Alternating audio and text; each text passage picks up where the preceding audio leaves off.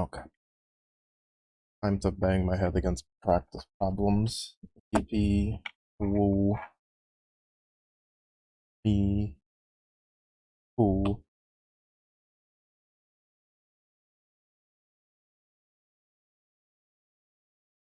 In the keyboard. Okay.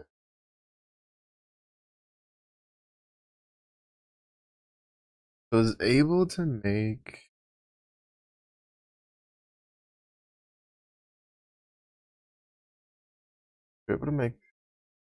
count.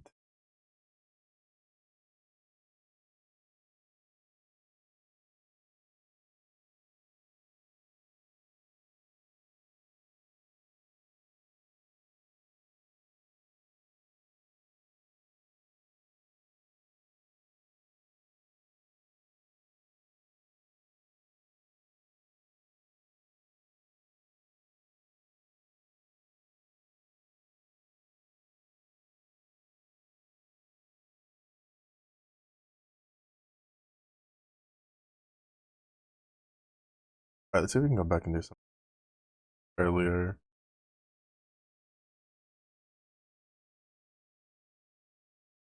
Alright.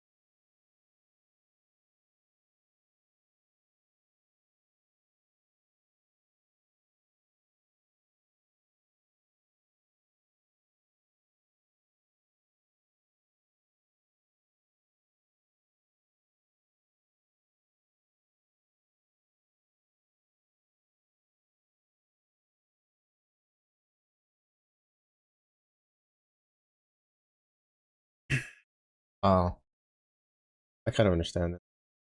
After doing the other one, in the second lecture, and the issue with this one, it's never returning the least significant digit. That's why I get stuck in that infinite loop. Also, it probably helps when I'm not thinking about this at like fucking 11 p.m. at night.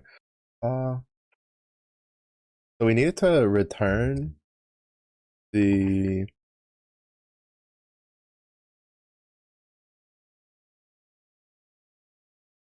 least significant digit.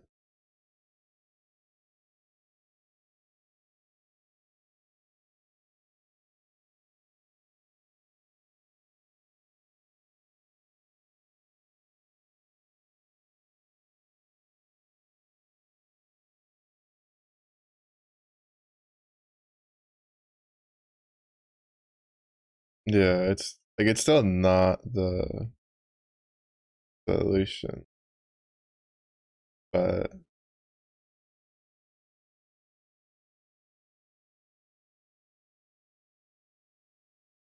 yeah.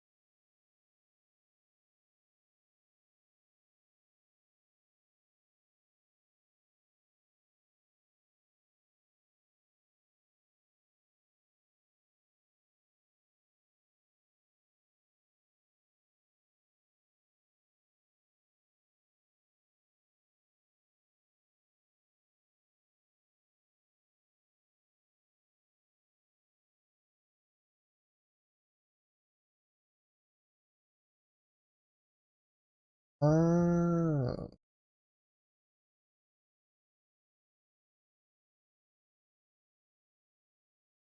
be something like this.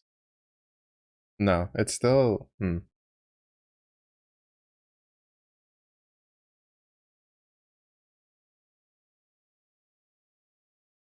feel like this is like this first question is such a convoluted just question. Why does it just loop to six? Oh, because it goes to zero. Hmm.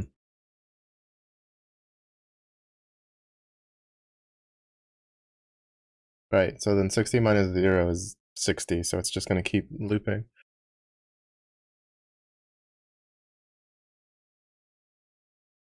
Honestly, I feel like the easiest thing would be just to turn it into like a string and then just have it like just chop it up. Oh, it's such a shitty thing for recursion.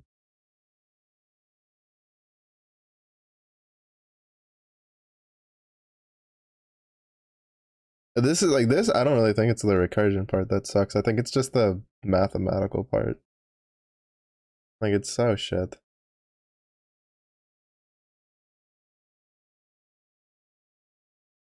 Because you need to remove the last, not just like the last like uh number, right? Like to change this from 123 to 120, it needs to literally just chop that entire digit off.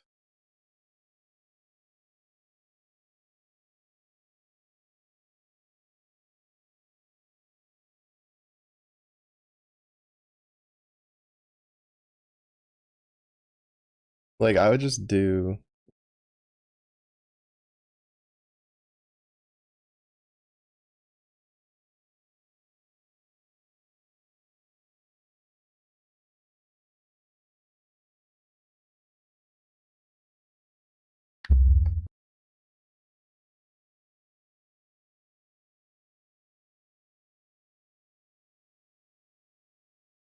What I do? I'd like.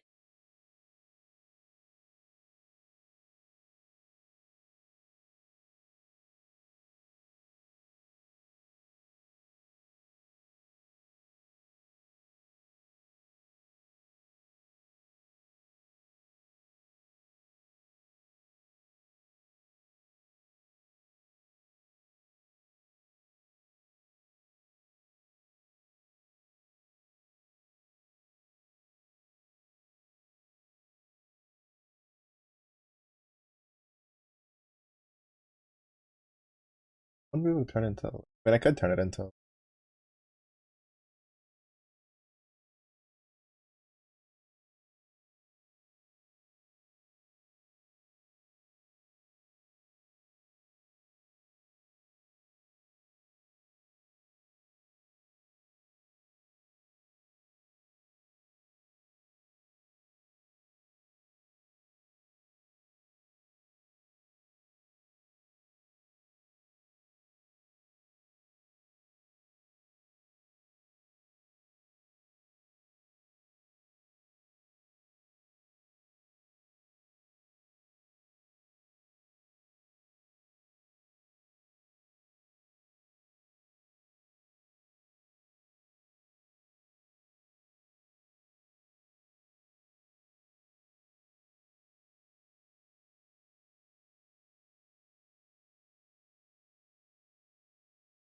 I don't know.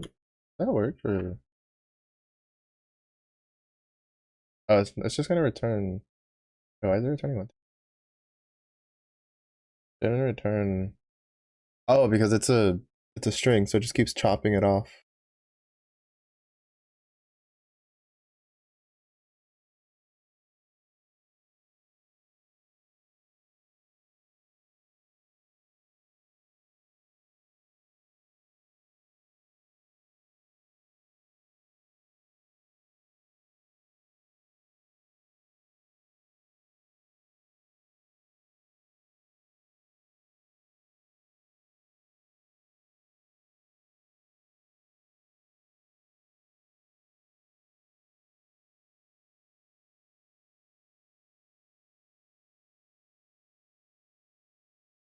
Hmm.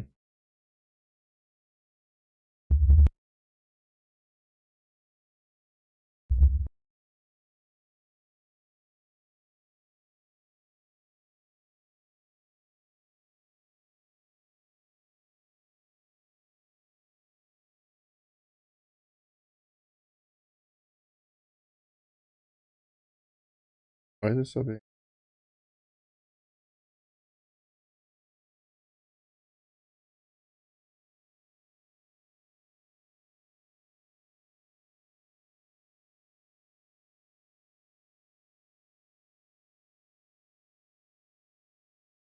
Oh, I understand what the issue is. Right. There's nothing in this. So this doesn't work.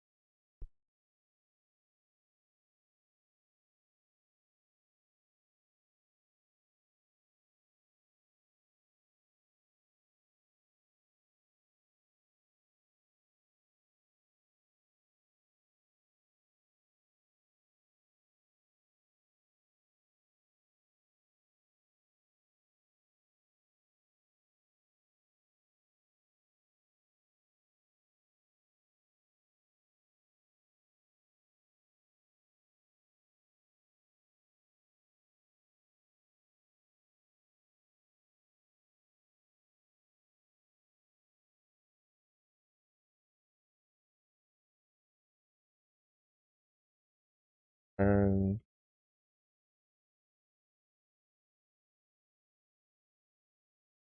then uh,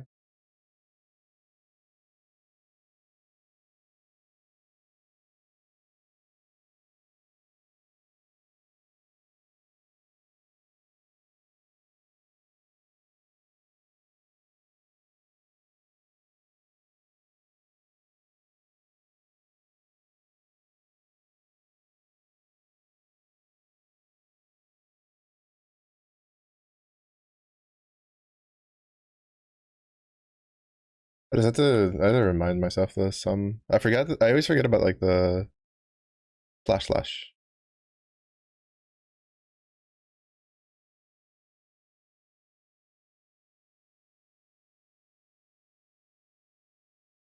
Interesting. It works for 123, but it didn't work for 62. Why?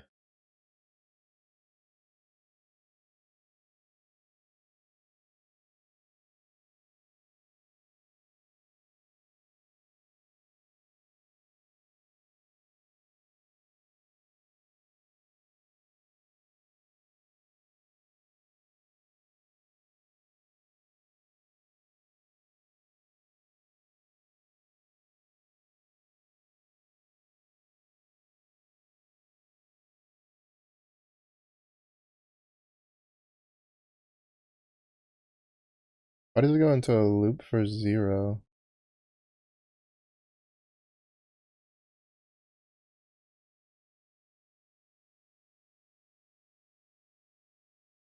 Oh, I guess because I had the.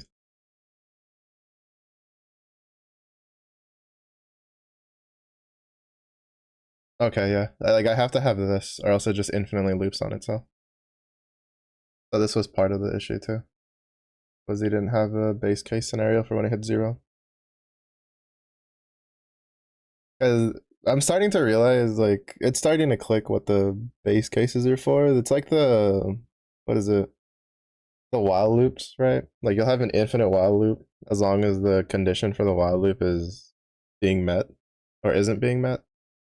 And then if you, like, for instance, if it's like, if, you know, while n is greater than 6, and then the number, and like n equals 3000, and then you don't give it anything to like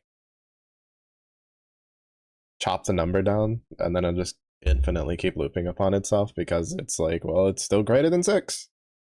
Like, that's basically the base case scenario. It's like, you need to, at least in this one, it's like if it hits 0, and here just infinitely loops upon itself because 0 divided by anything is 0. So it's like it's never gonna hit a wall until you tell it just return 0.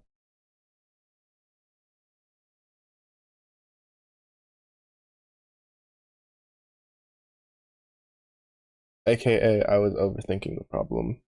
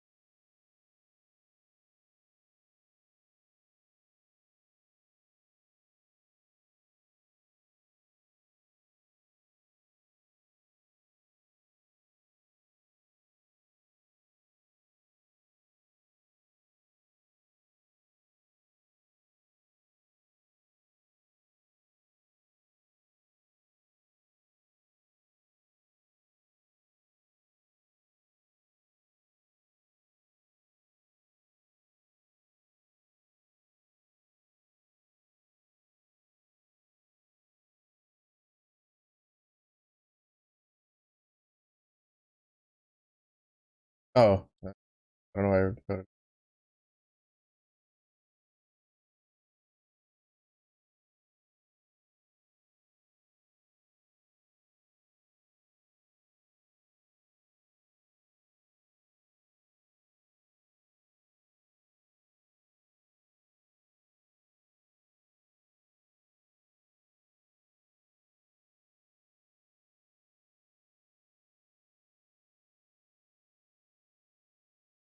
I don't know why they wrote it as like -1. Which you try to check it. N-1.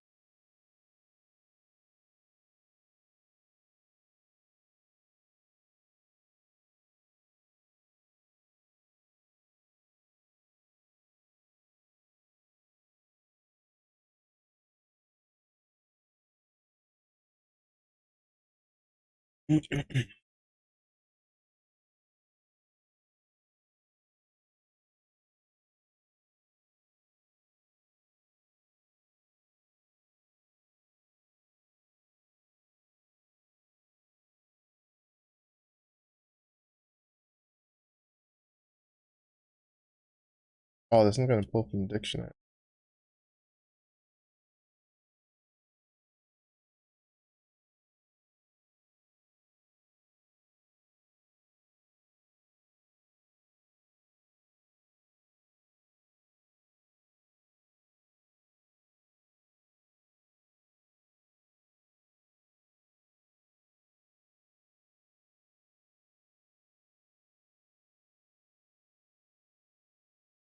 This is literally just the basketball thing. Lecture.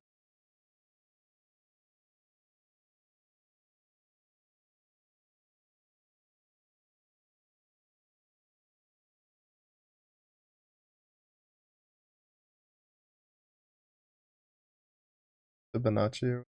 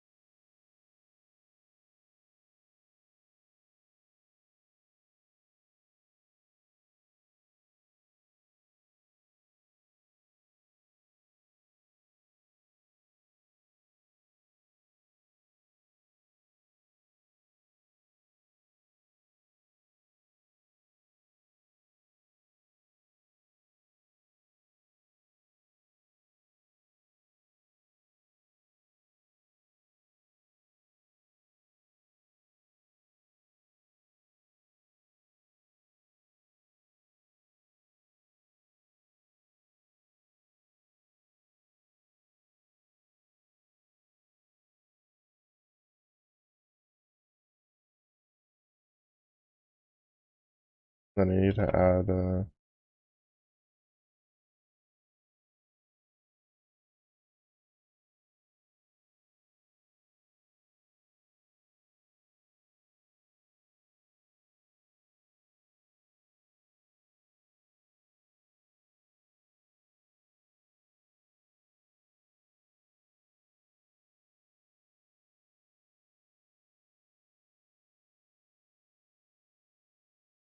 add the thing that records it into the dict.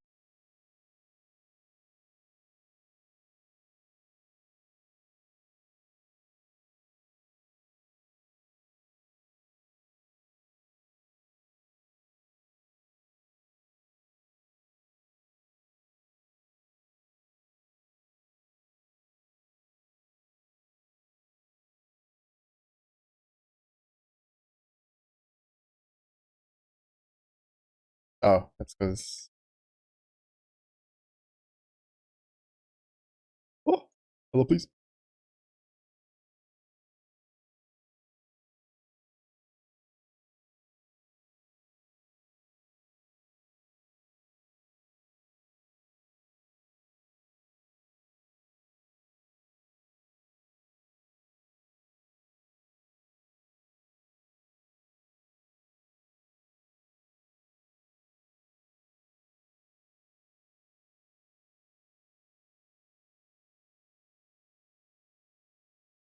Hmm.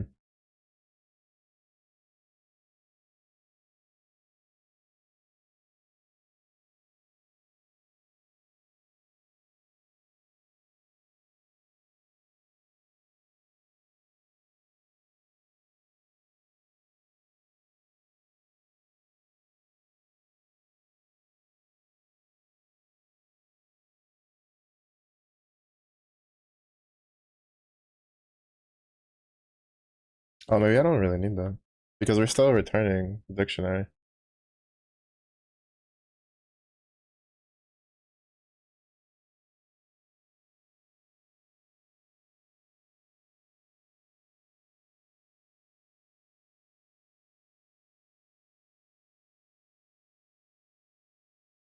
No, we still need to add it into.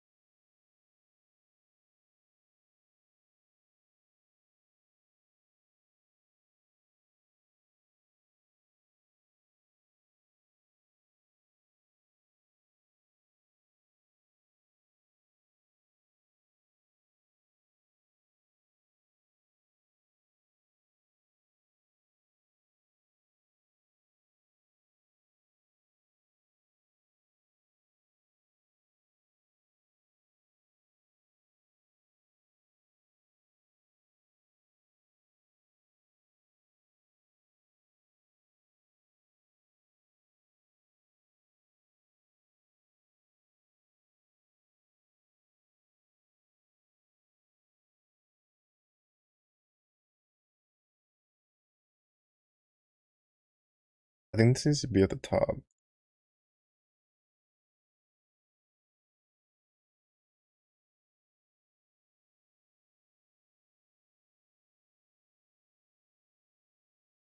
Hmm.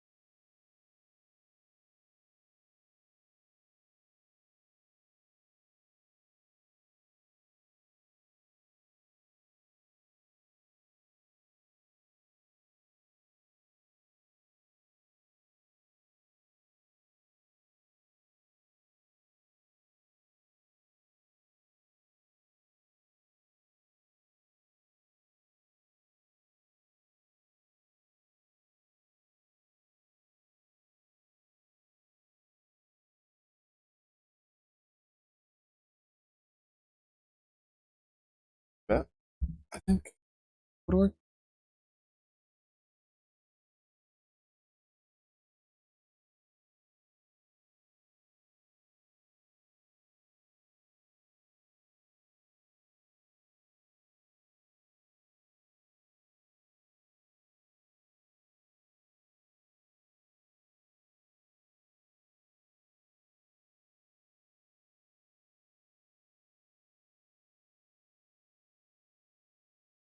Ooh.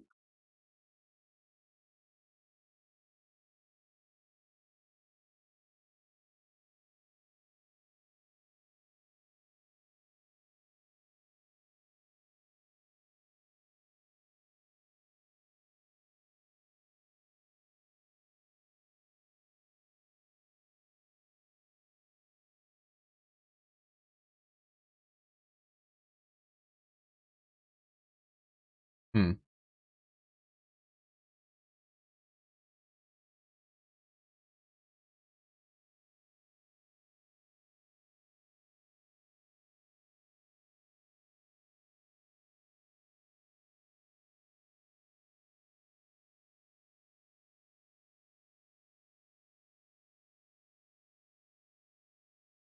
No.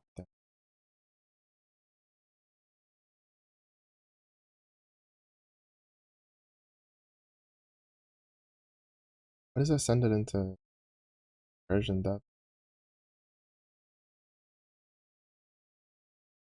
Because 3 minus 1 is 2. 3 minus 2 is 1. 3 minus 3 is 0. Oh, and I guess because of the 0.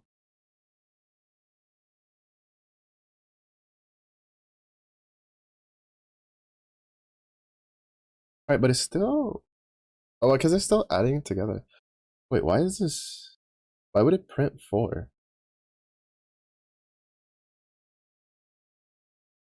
Returns all the ways to make a score of x by adding 1, 2, and or 3 together. Order matters. If you score count 3, it's supposed to print 4, but that doesn't make any sense.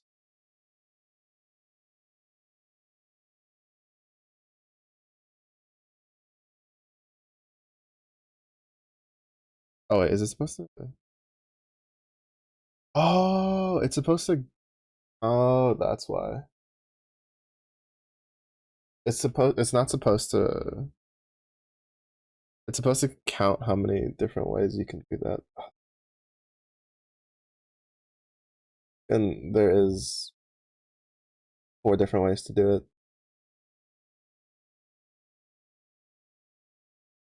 Because it could be 1 plus 1 plus 1 is 3. 1 plus 2, 3. Uh, you can just get 3. And then, wait, what is the 4th way? Actually, no, I'm confused now. 1 plus 2 is 3. 1, 1, 1 is 3. 3 plus 0 is 3. Why is there 4 ways to get 3? The only other way to get 3 is to subtract it. from 4. Unless it's counting 1 plus 2 and then 2 plus 1 is like 2 separate ways to get it, which is plausible.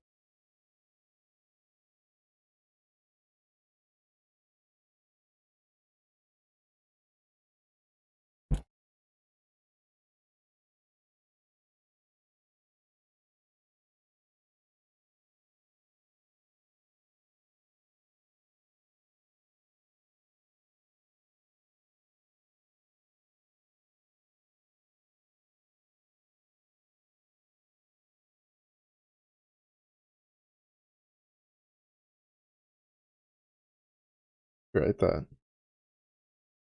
Would you just do 1 plus?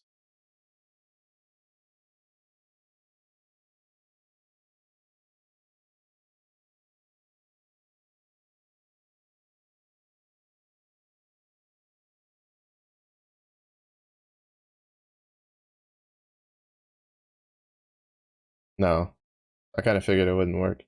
This is supposed to be 7. It's 8.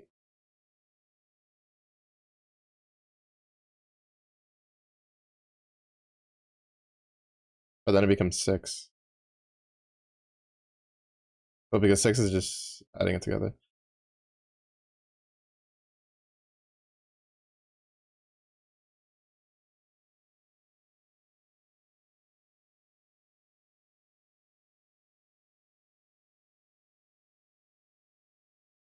And I'll work on this for like another 20 minutes and then I'll go do the other thing. I don't know. The recursive thing is just fucking weird. I think I'd rather just learn it in a scenario where I need to use it.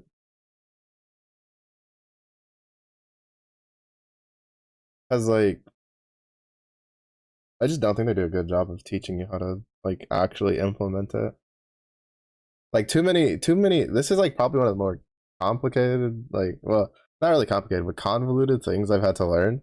And it's like it's the one thing they've skipped over so much shit. Just like check Python tutor, check this, check that. It's like, bro, the entire reason that someone's paying to take this course is because you're an instructor. You should be teaching them. Like,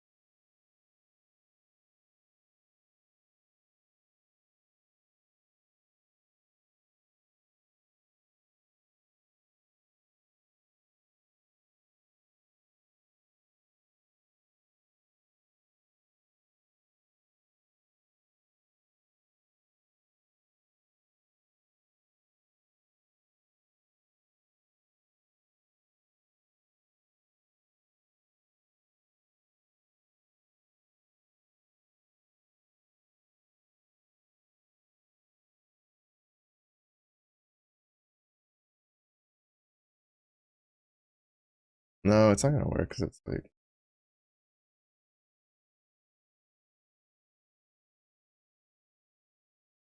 like I don't know why they glossed over like this topic was apparently important enough to the course that they had 2 whole lectures over it that were like over an hour long, but apparently not important enough to actually walk through and teach people how to do things.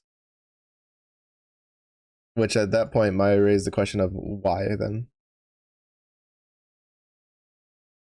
Just skip this one. Just not even gonna worry about it.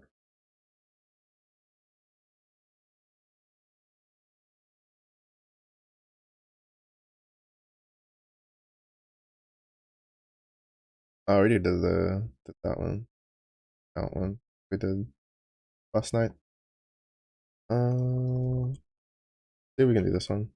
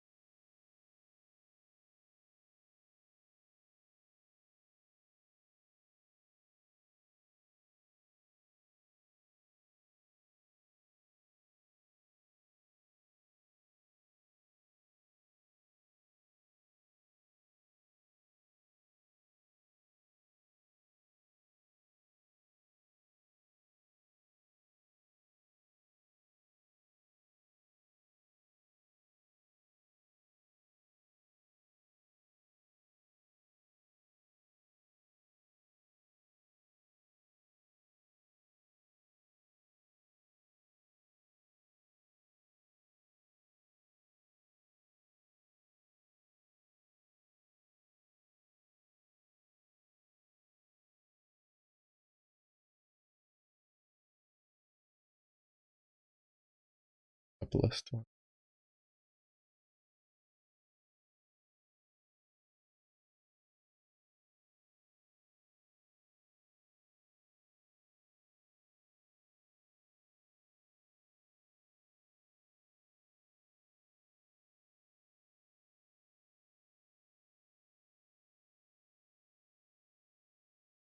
Oh, wait, it doesn't.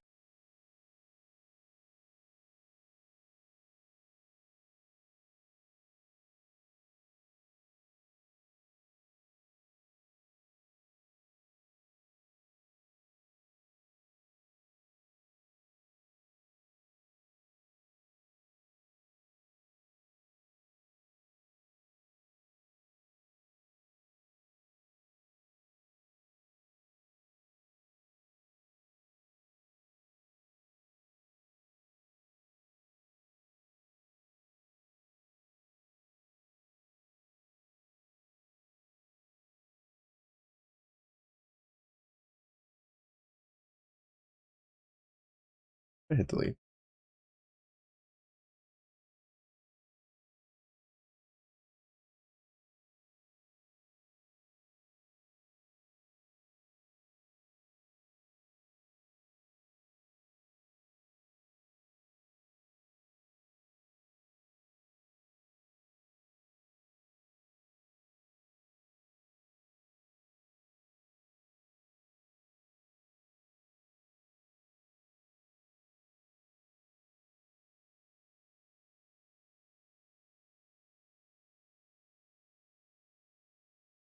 I don't know why I keep wanting to hit the O.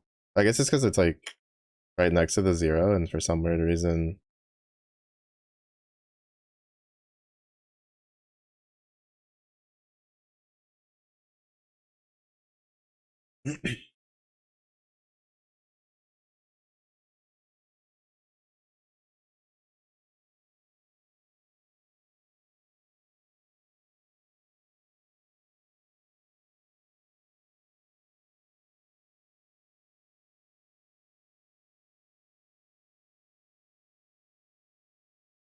And it's like,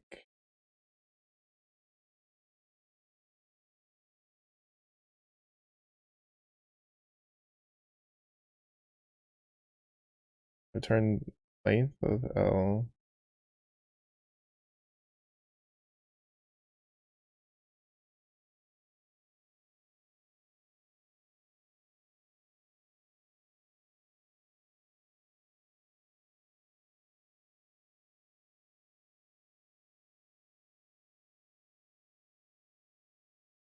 Else.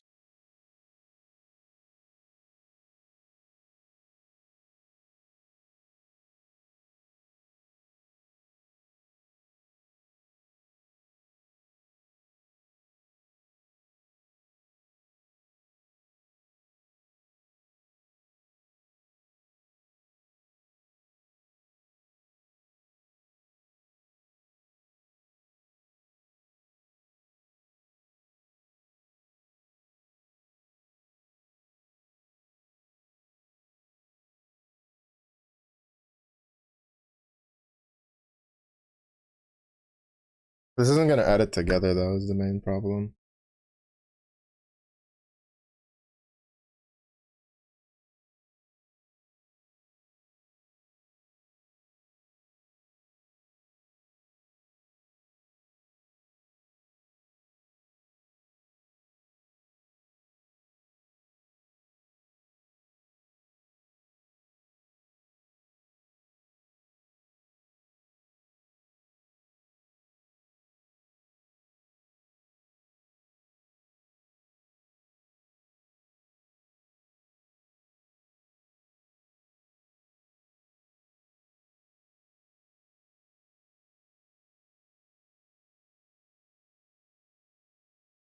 Yeah, it's not looping through it properly. There goes not a list, which is return length of L. I guess because that breaks it.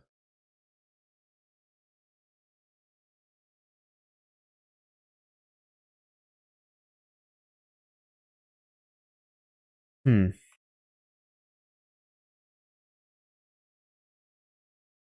Oh, maybe I should be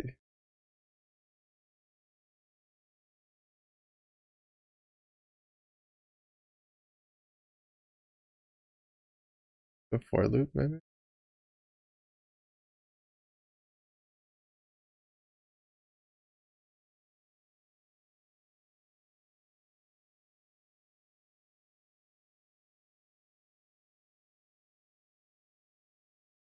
Oh, it's not supposed to be.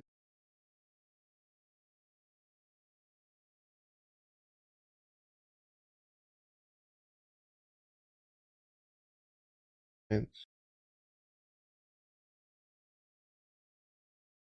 return the not a list, return the length of L.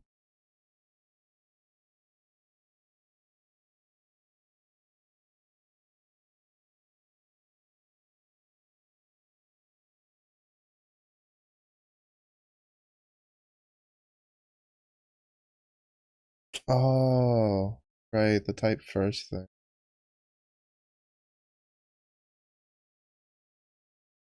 Else.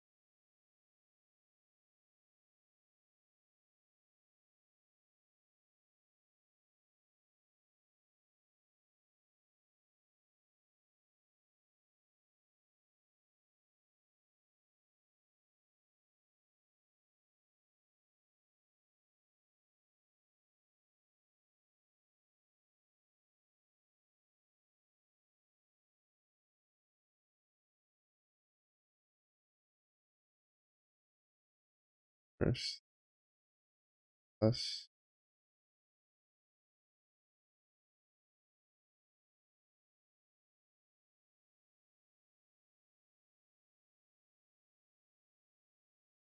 Still not working.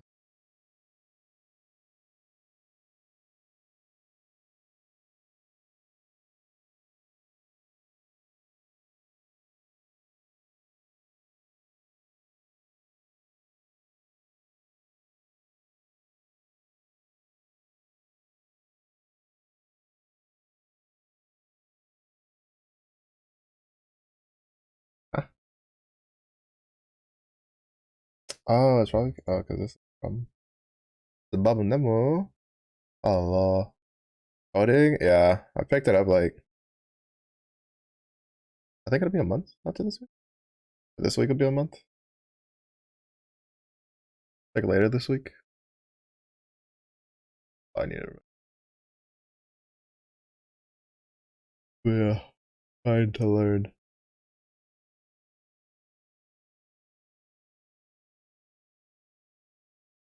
Thought of coding hurts your head.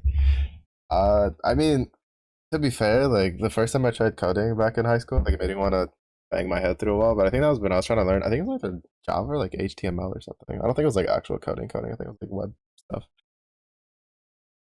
But I've learned a lot of like command line things since then. So there hasn't been too much. Like I built this from scratch. This is just a calculator for a gotcha game I play. It's like a third of the way done. The actual like calculation part. The other like parts of the project are I still need to learn how to do. But yeah, it's been going pretty good.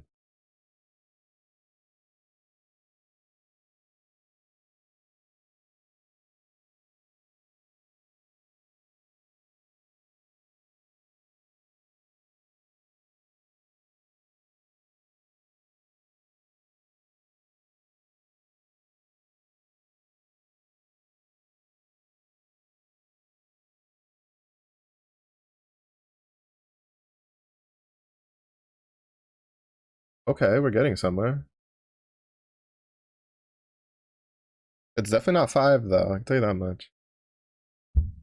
Keep up the good work. Thank you, thank you. Yeah, this is probably the most annoying part, and I'm probably gonna like wrap it up here, like after like a couple minutes, and then go back to learning other stuff because I've been googling stuff when I struggle on it, like see how much it gets used.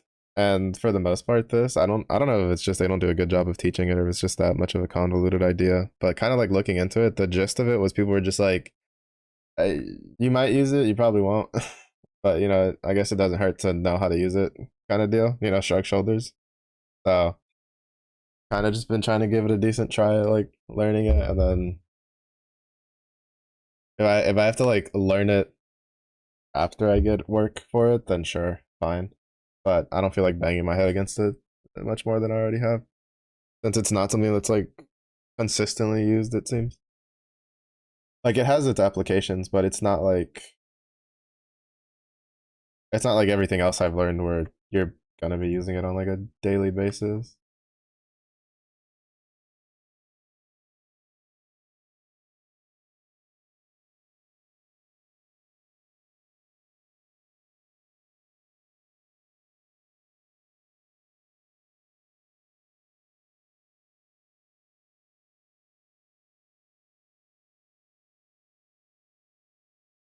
But yeah, it's been mildly frustrating just because like there's like 2 lectures over this topic, and then they skip like half of the examples, and they're like, you can look at it later, and I'm like, what's the fucking point? If it's got 2 lectures, it you make it seem like it should be pretty important to know, but then you like skip over half of the examples. Like the only saving grace is that I'm watching like a lecture, and like whatever like the instructor's like, so who's got a thing we can work with, and the entire class is quiet. I was like, oh cool, I'm not just stupid. It's just none of us understand what's going on. Good to know.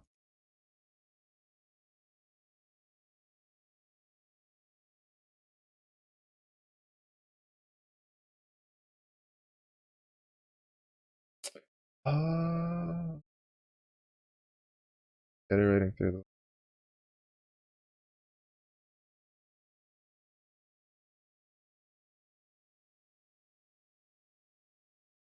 not going through the actual list itself for the stuff.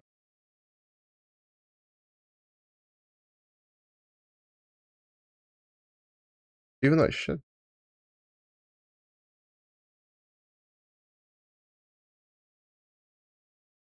Oh wait, it's supposed this, right? No, because no.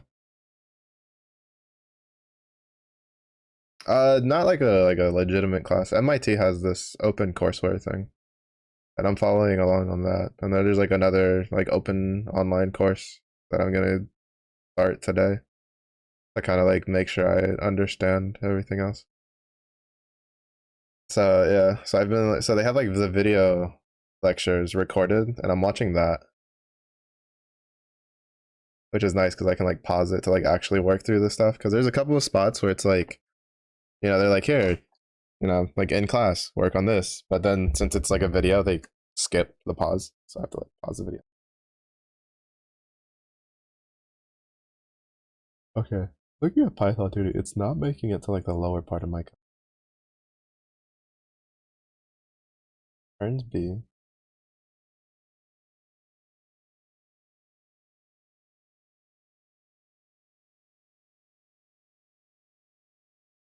Why is it an empty list?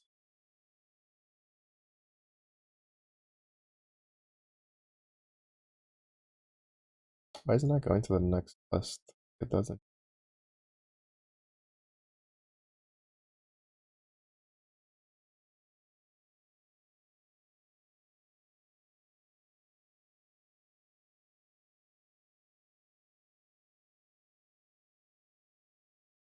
Right. Maybe if I properly wrote the fucking code, it would probably work. One of these days. One of these days.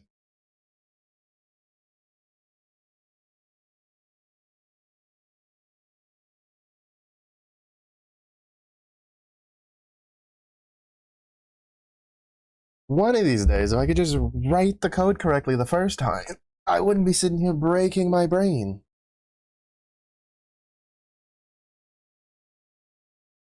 No wonder the code was confused. No wonder I was confused. I'm stupid. I was like, to be fair, there was like a thing in the back of my head going like, there's something wrong with this that I wrote. This is why I've started keeping track of like the homework and, well, quote unquote homework. Actually, I haven't done any of the homework, really. Problem sets, except for the first ones. But this is why I started keeping track of like the extra problems I was doing to compare. Yeah, I forgot the type, and so that caused problems. Yeah, yeah, that works. Okay. Alright, I think I have like a decent enough grasp on recursion if it's not something super convoluted, like Fibonacci sequences. But yeah, so ads are gonna start soon. I'm gonna grab the other online course thing, and then we'll swap over that because this is the last one of the recursion problem.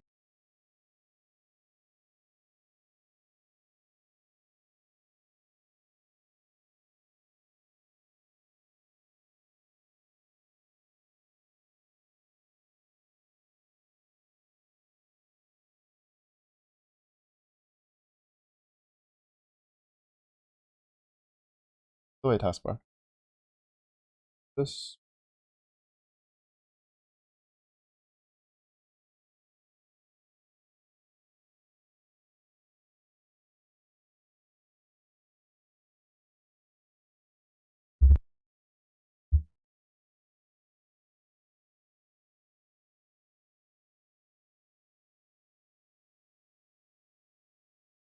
Oh, that's big.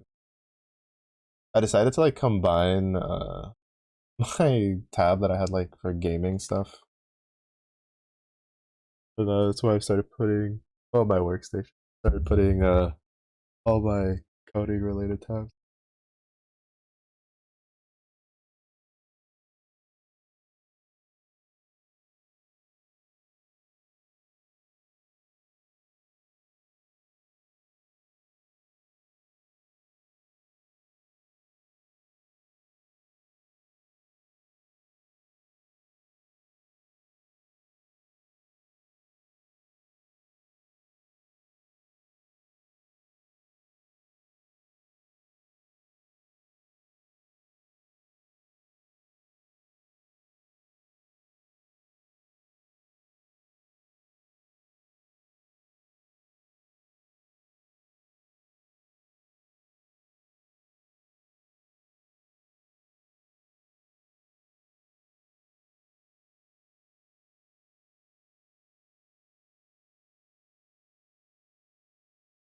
Okay.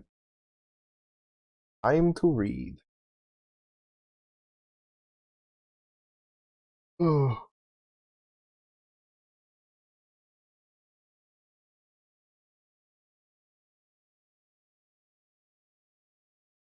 This is gonna probably gonna try to speed read through some of this just because of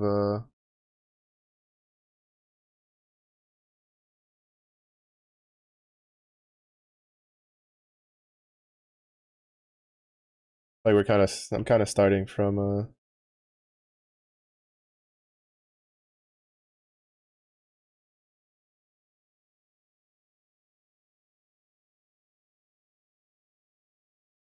I don't know,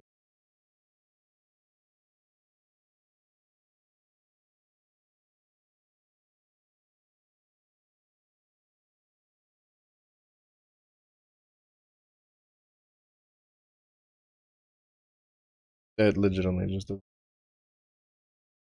because of the colon.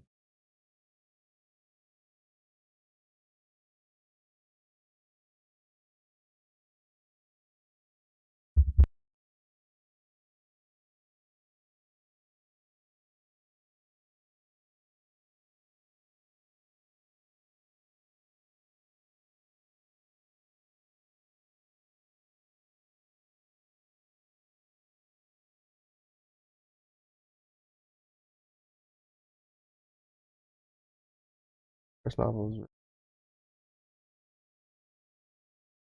Print out the name.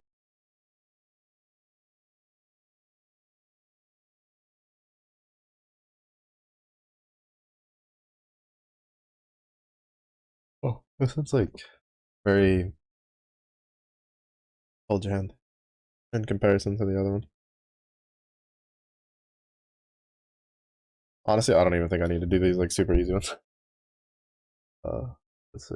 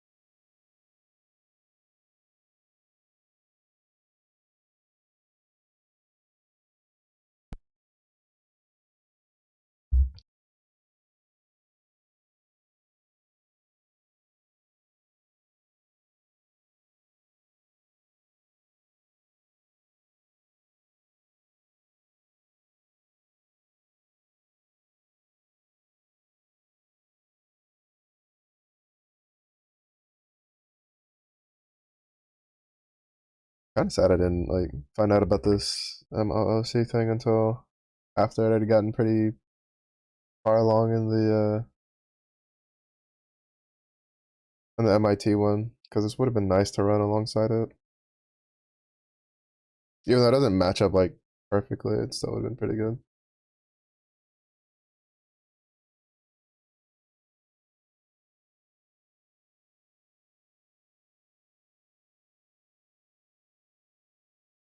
So,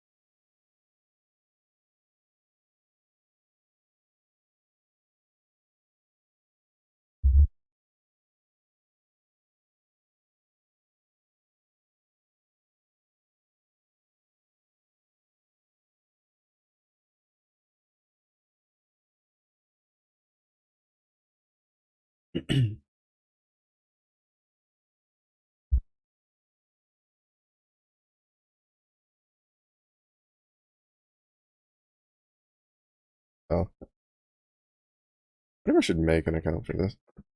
It seems like some of it's not gonna just be here, write this code. Looks like some of it's gonna be like, well, there's something wrong with this code, and it's not.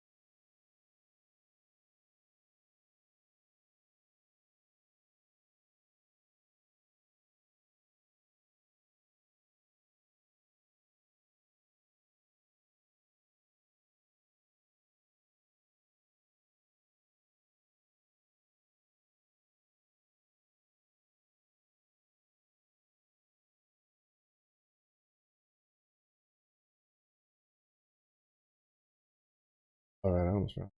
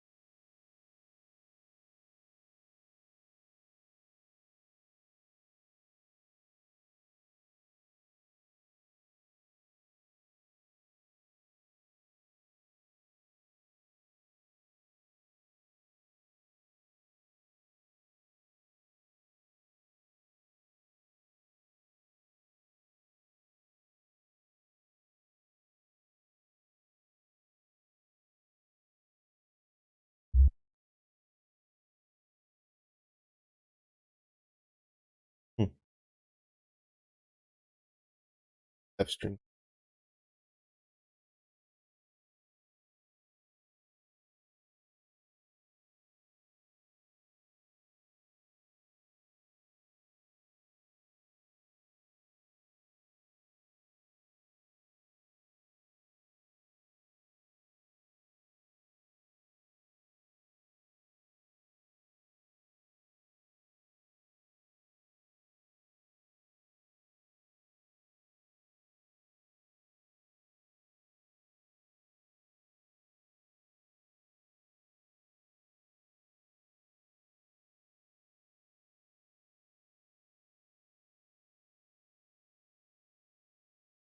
It's not want.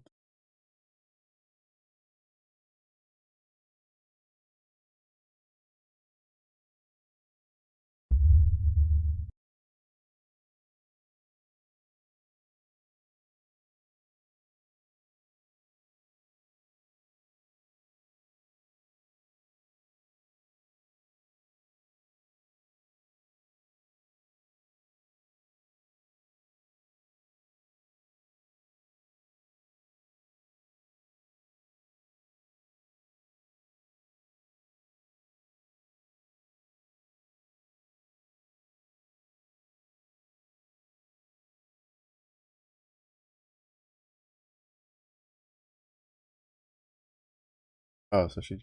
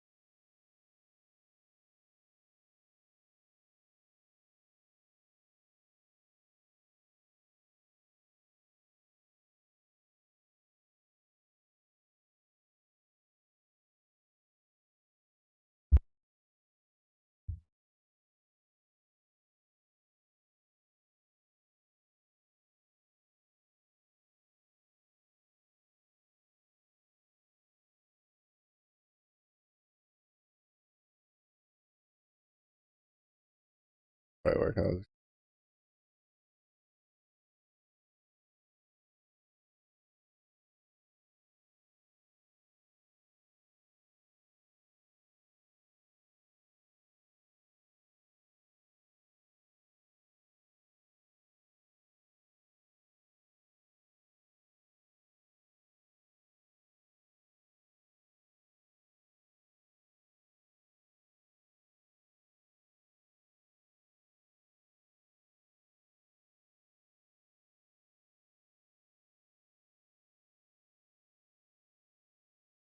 probably want us to turn.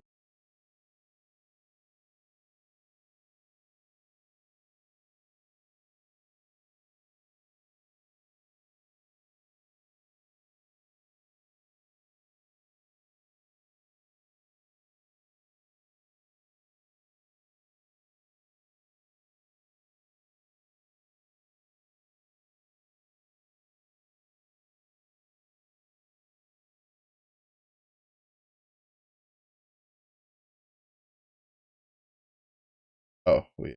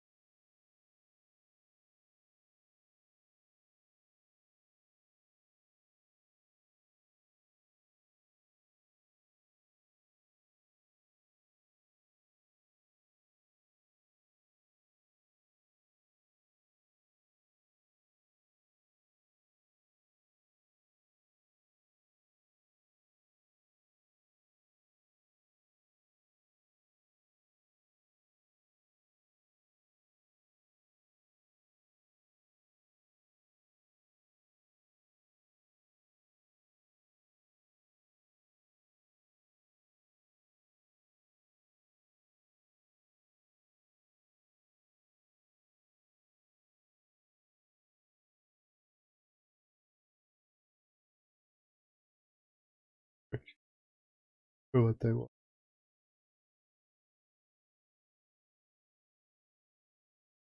I forgot the comp.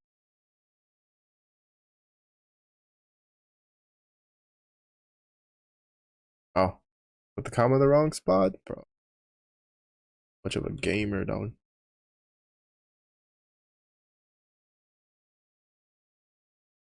I don't read.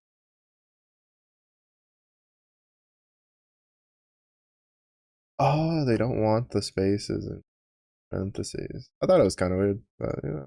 All right, you do you, buddy.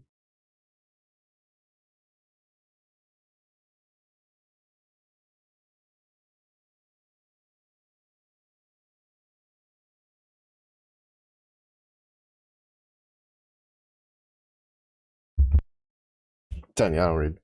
I play too many video games. I don't read. I just push buttons.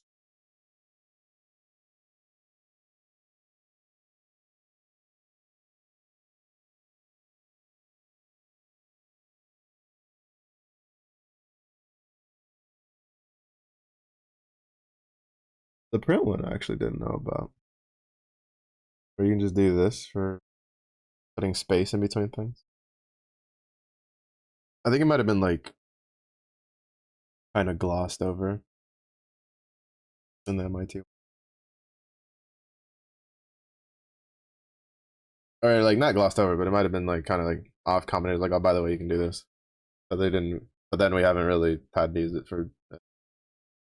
I feel that just comes to like uh, contractor's preference. Loading point.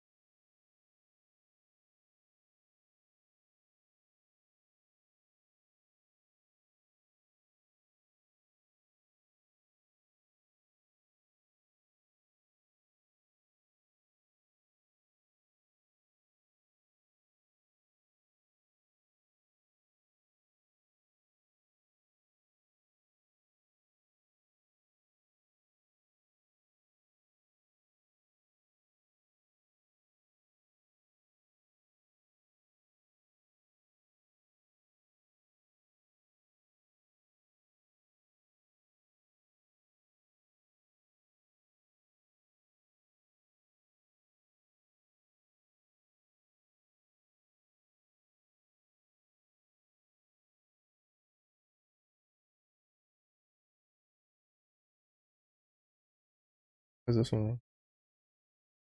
Oh, fact, not action.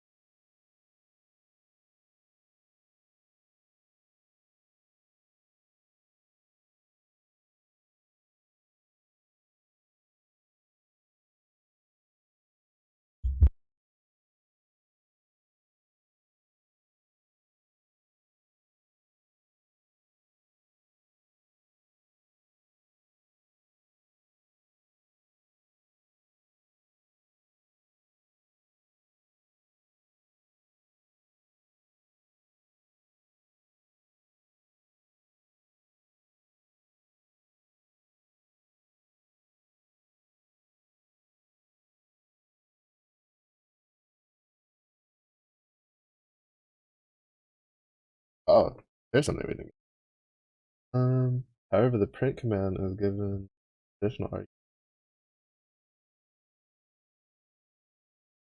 align.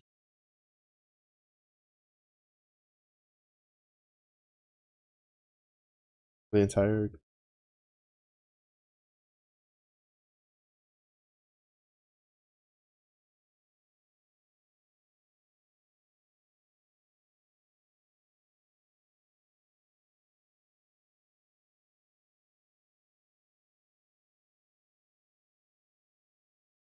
this is definitely the kind of like assignment that it's just like pain.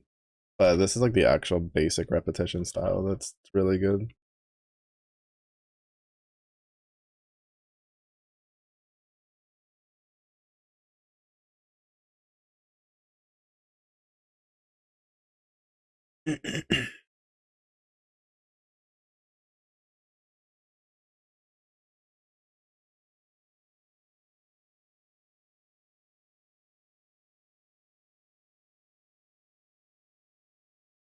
But it's supposed to be.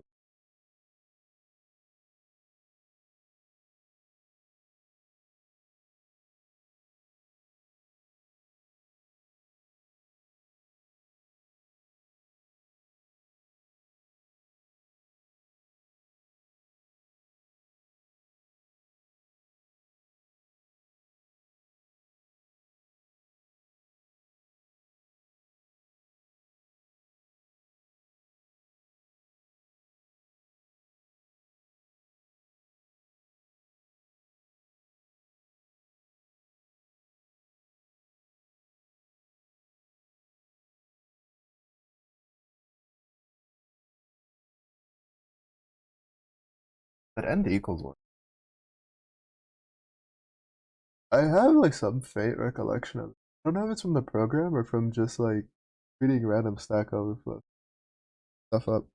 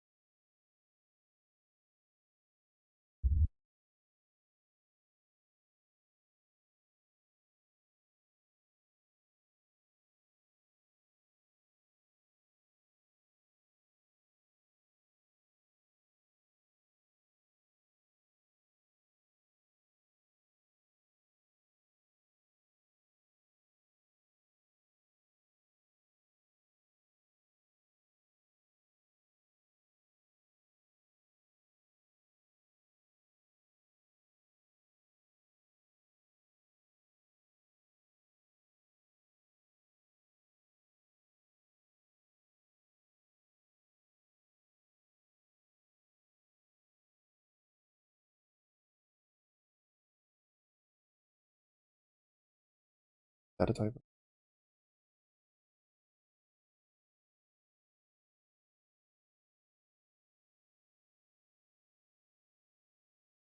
Ooh, fuck.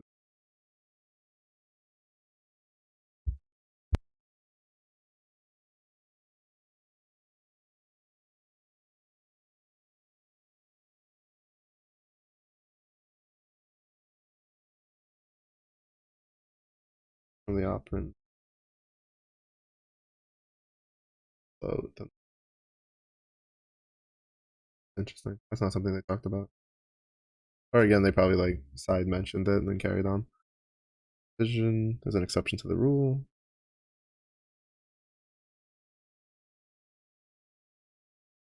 Always give a float.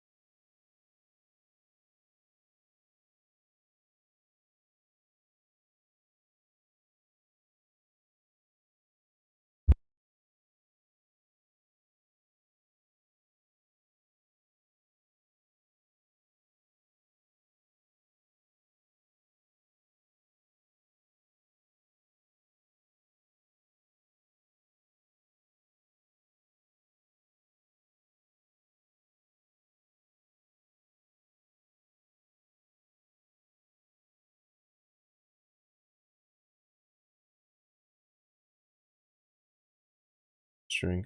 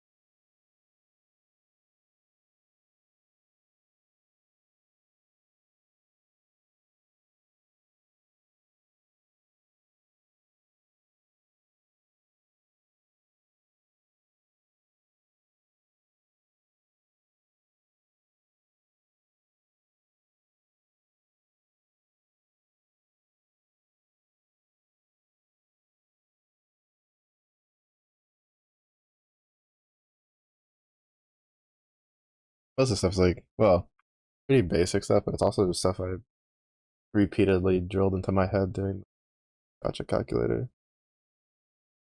Best user for their best.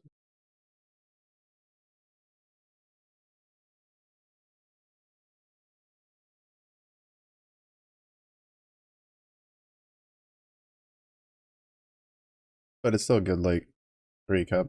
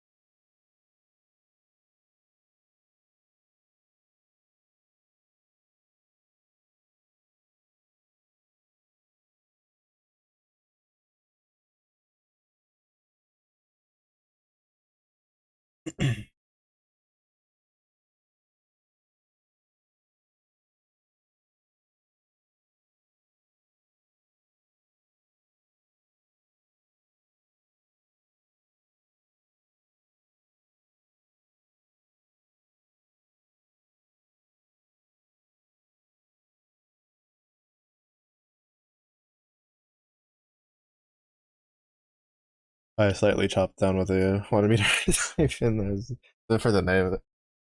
I was doing the exercise and the name's like Francis Fictitious, and I'm just like, I'm just gonna call him Frank. Frankie boy.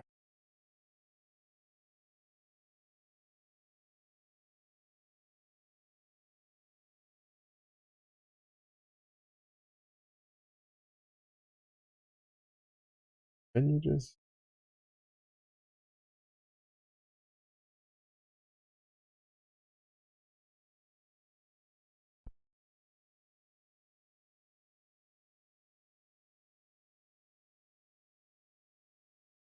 oh, that's an interesting way to do that, actually.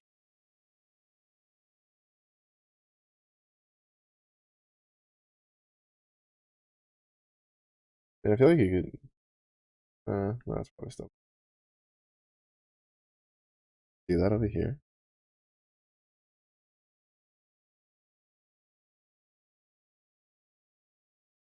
Print statement.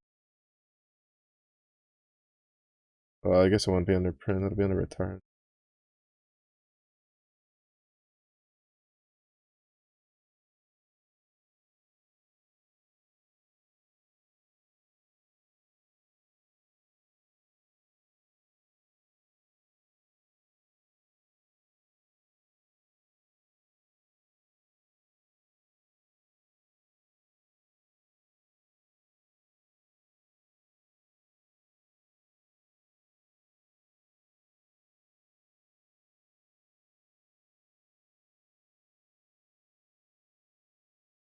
I feel like I shouldn't have. I feel like I should have returned it to another variable and then.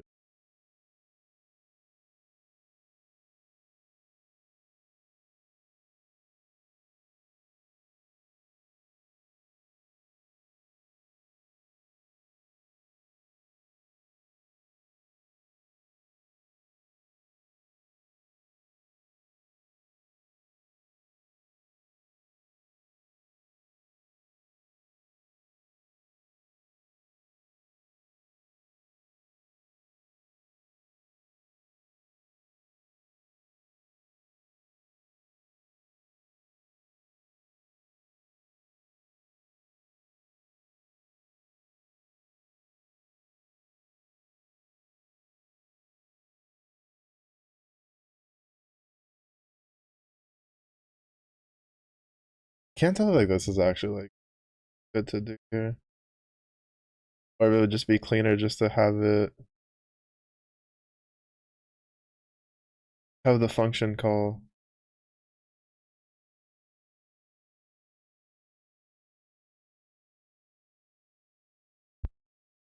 Have like the function call be to a variable and then just put the variable in here. For like changing purpose. I guess it doesn't really matter on the line. We can just highlight it. 'Cause all it would really do is just add like an extra line of code.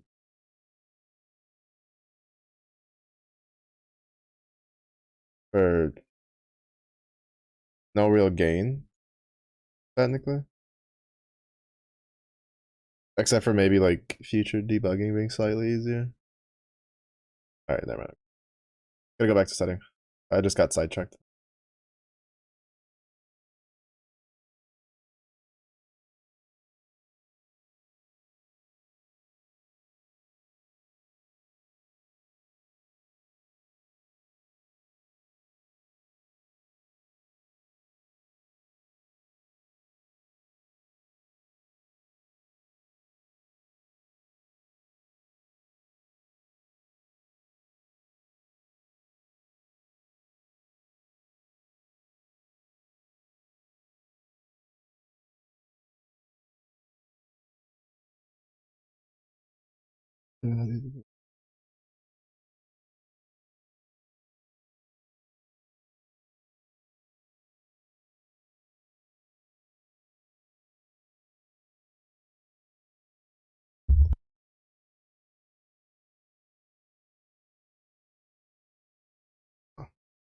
Wrong window.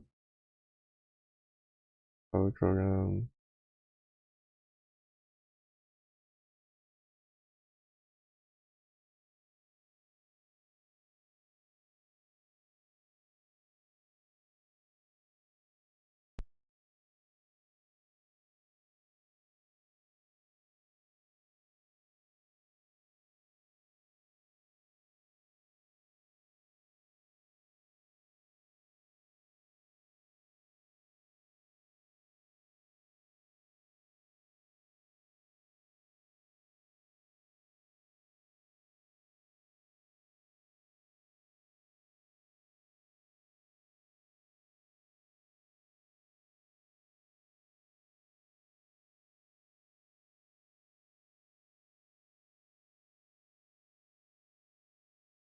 Hey, it's like what?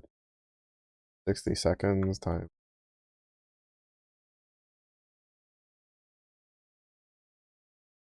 60. I think is the math.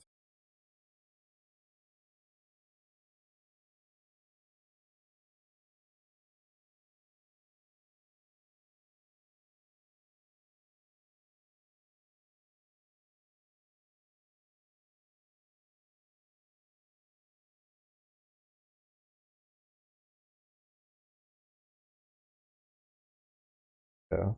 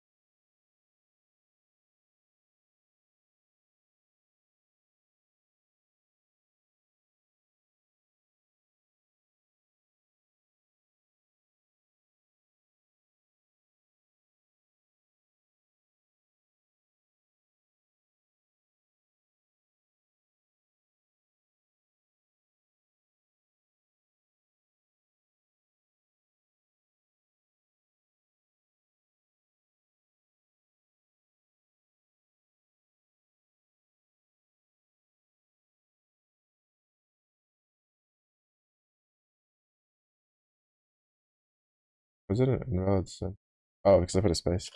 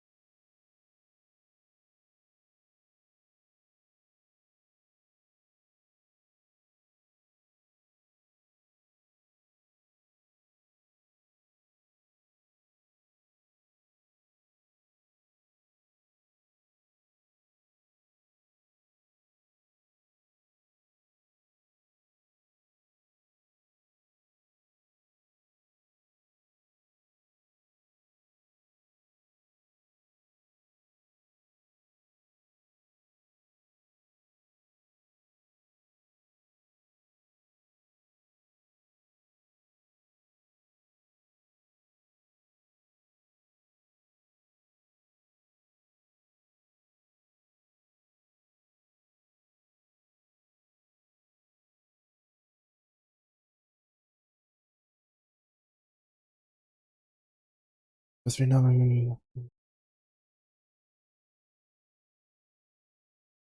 Okay.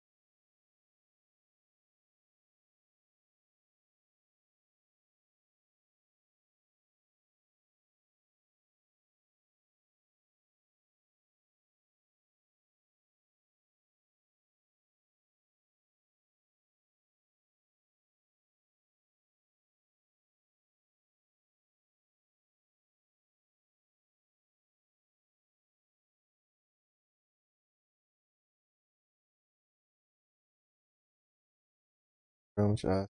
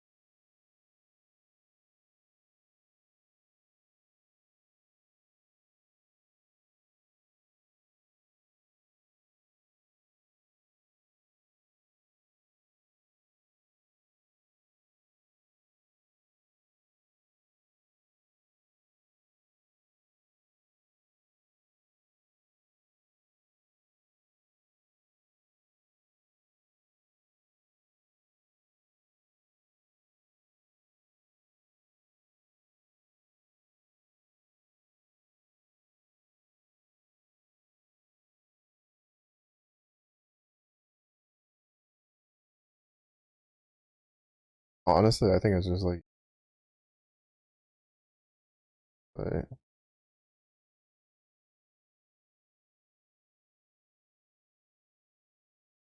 this definitely isn't what they want.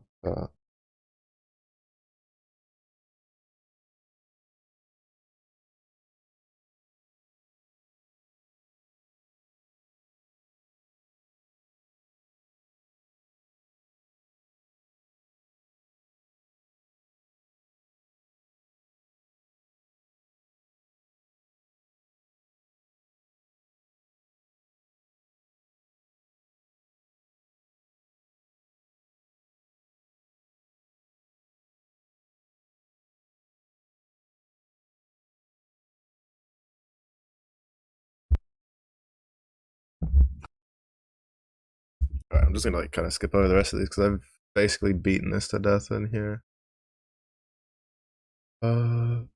Let's see.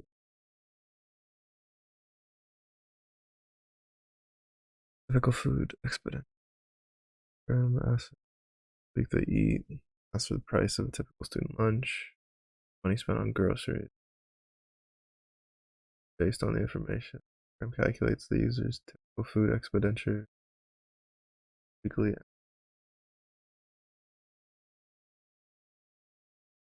Oh, it's this guy. We'll do that one.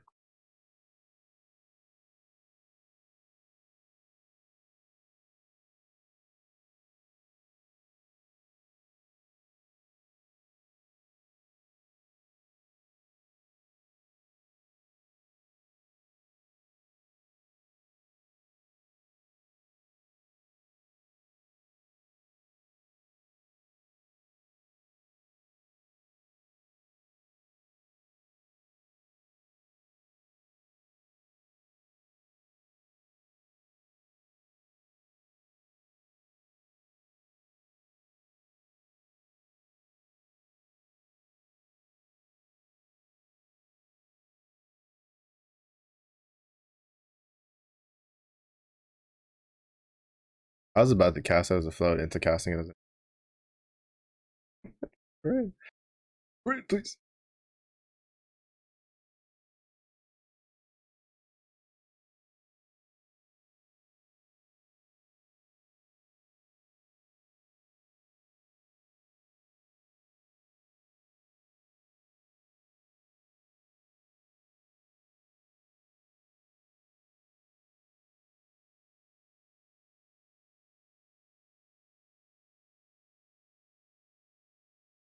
It always kind of trips me up how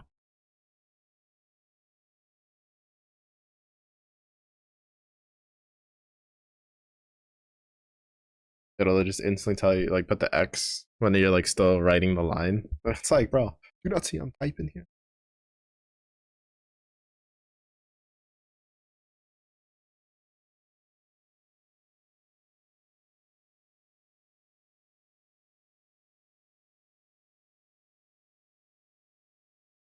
Does it divide them? Hmm.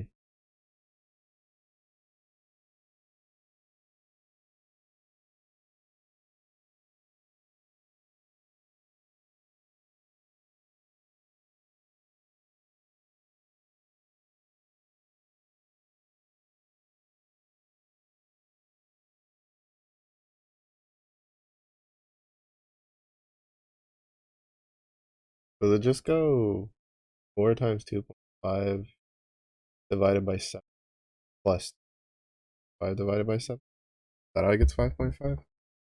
I'm assuming that's how it works.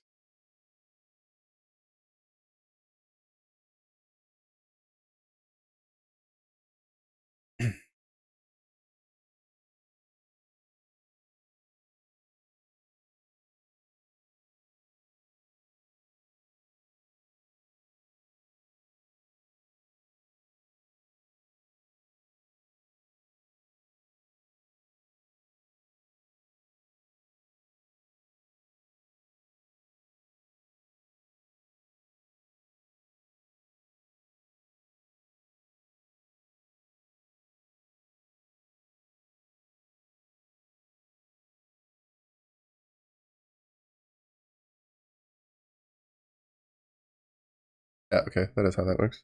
I was like, that's the only way that makes sense.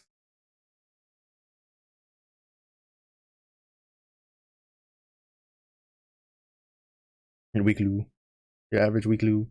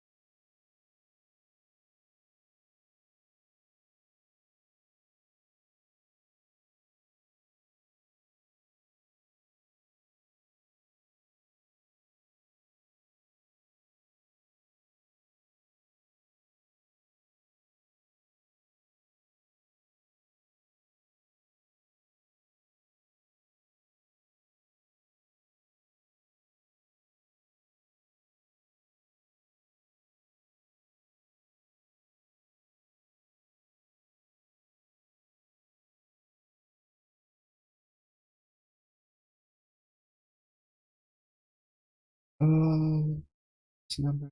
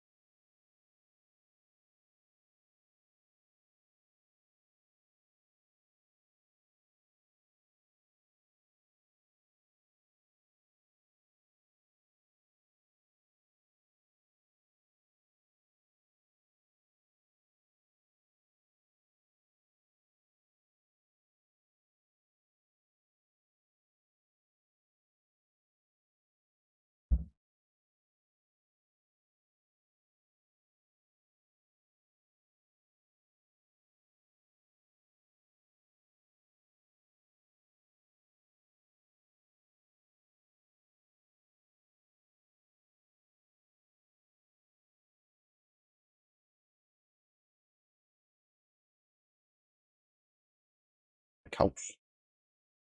My student's on the couch.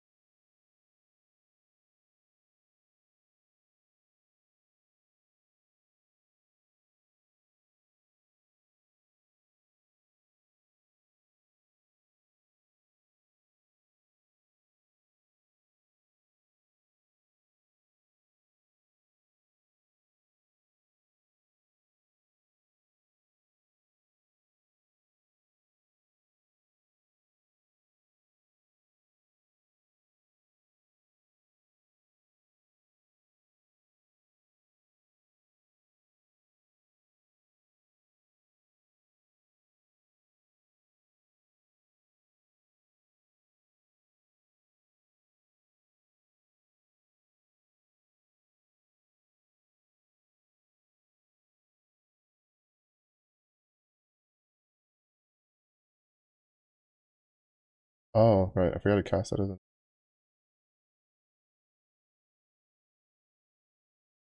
I was even thinking about it like ahead of time.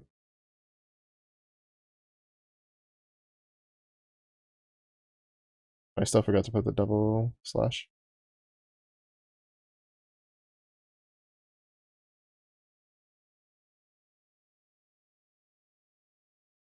Oh, but it rounds down, doesn't it? Or does it? No, it's supposed to round up. Oh.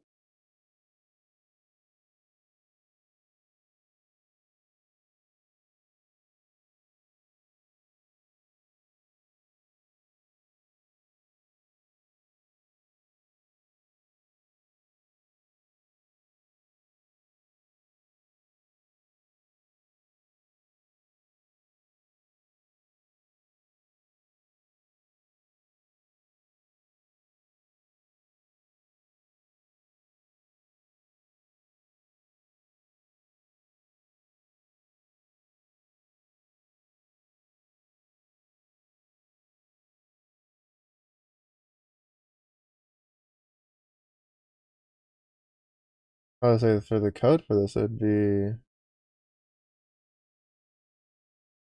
Well, no, it doesn't round at all. It just chops off the float.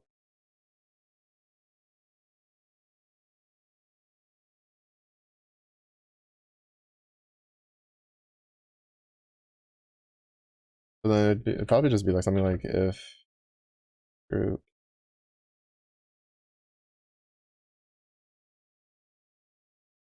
Yeah, not equal.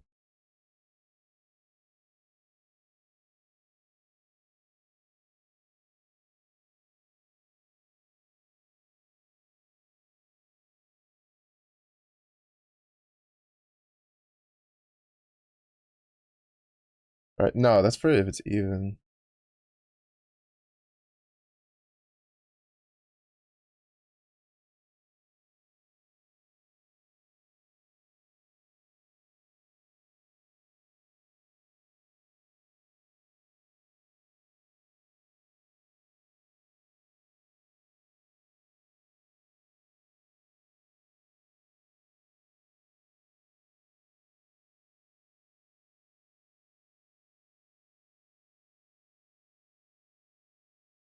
I mean,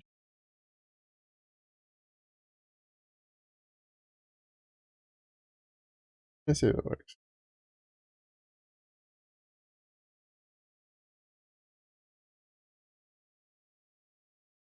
That works.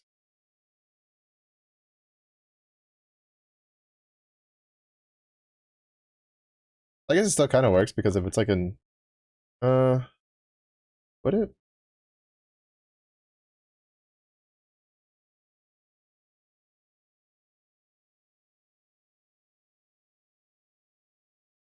There.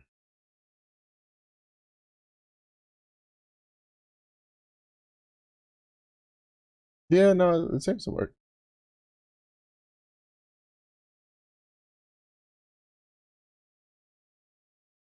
The real test. Okay, yeah, it doesn't work. I kind of figured. Like in something like this, it wouldn't work. Like that's answer should still be 5. But it is not. Oh, maybe it should be. It'll still be greater than 0 though because it's 2. Yeah. Hmm. How to write this? I feel like I should have enough information already to be able to write this with how like early on this is.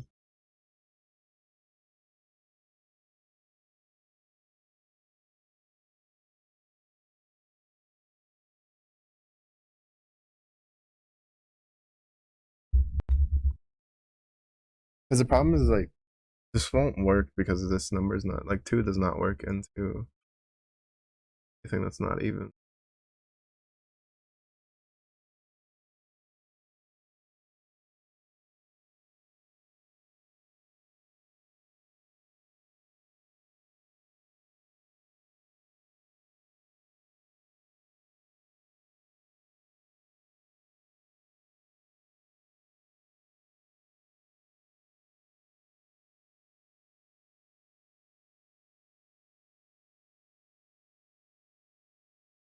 Do the conditional statement.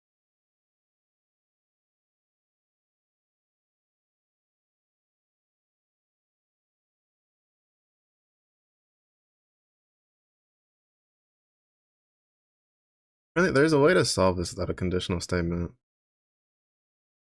Group number.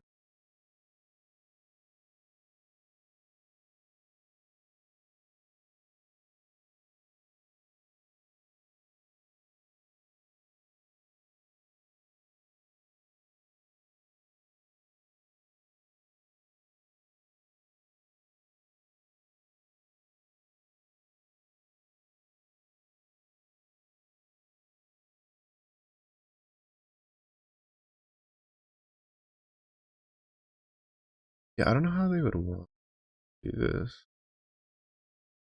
Because everything I'm seeing is like, there's no way. That's like the default answer they want. Because like everything I see is about importing a module, which there's just no way. That's like the actual answer for that.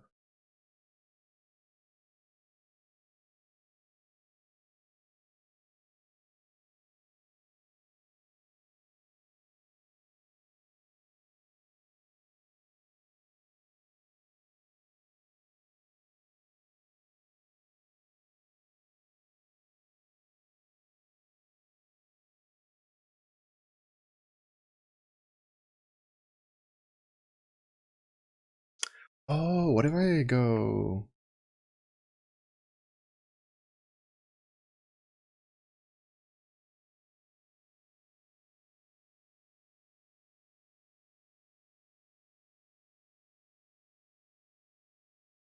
Maybe we do student number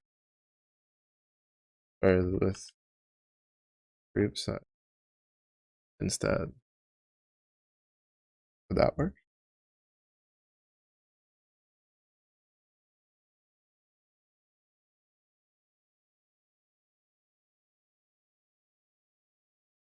Yeah. Okay.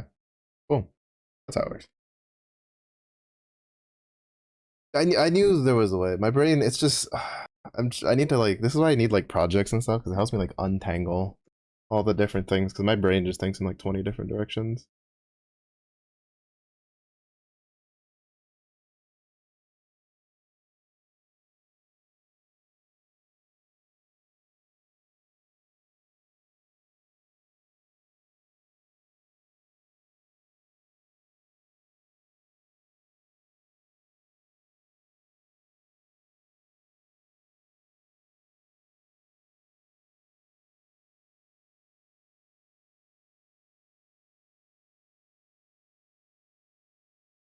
What is it? The big thing though is I don't know how you would do this to come out with the right answer without a conditional statement. Honestly,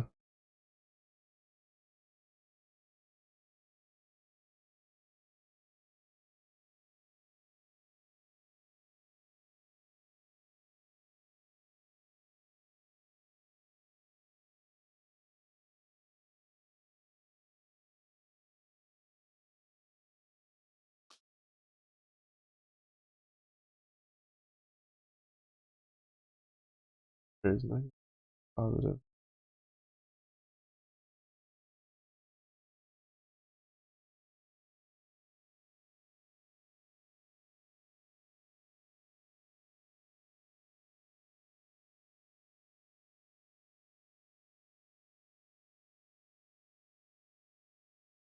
Code within.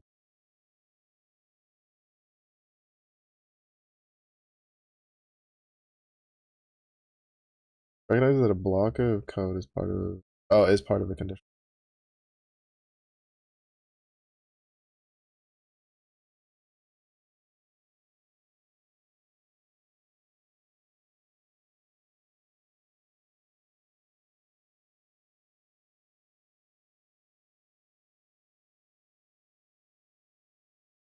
Then you get it automatic.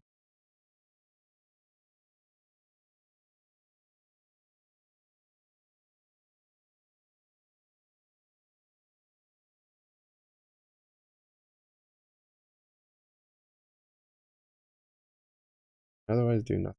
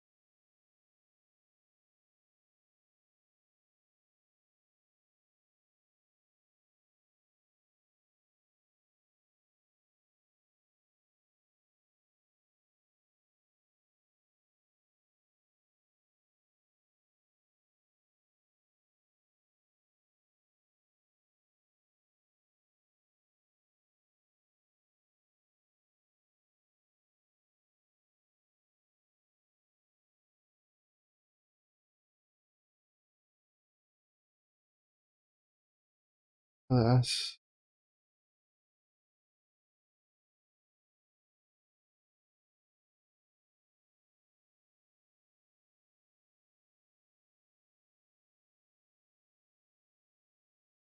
That one's actually. I mean, it's pretty easy.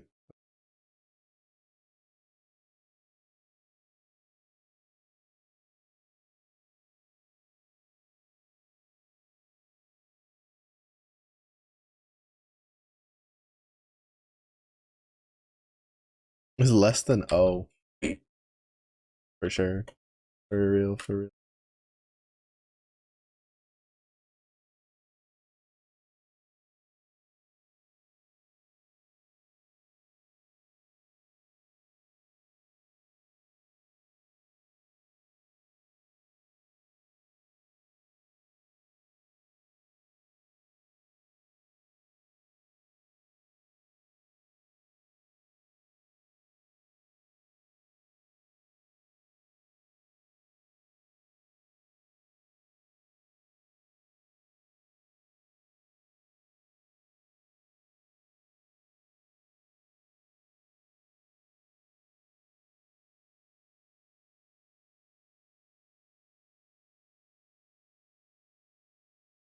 Soup or no soup? Always soup. Soup is good for the soul. Anything but portion, total cost, price of.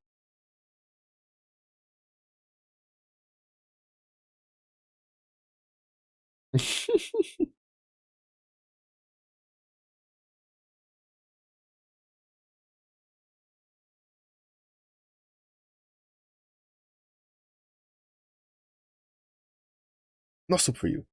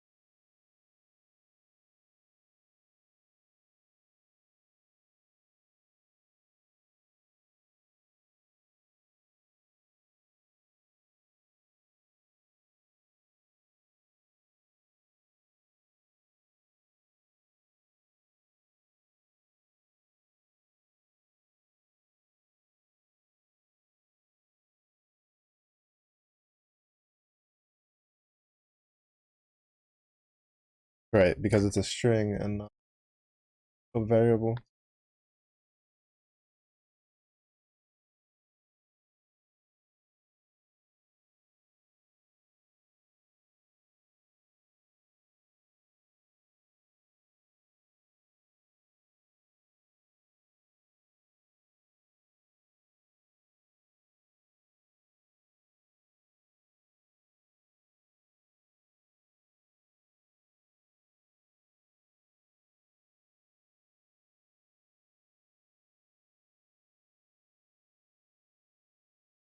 Oh, and then it's still supposed to say.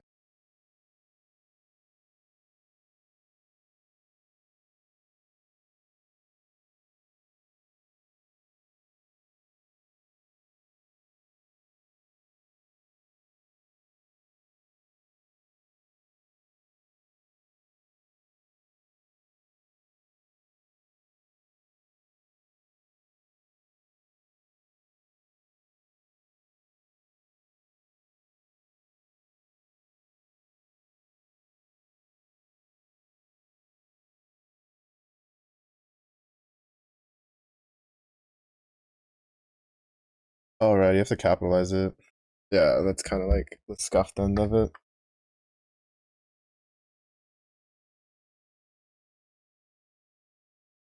Because like the actual proper way to do it would be to cast it as like to a lowercase and then have like cast the name to lowercase and just write Jerry in lowercase and then just that way, regardless of how it gets spelled. For integer to the magnitude of according to the following example.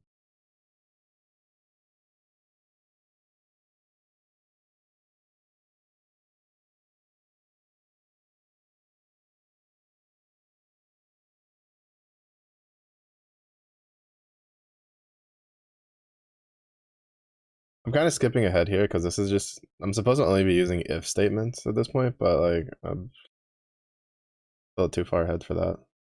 This next one's actually kind of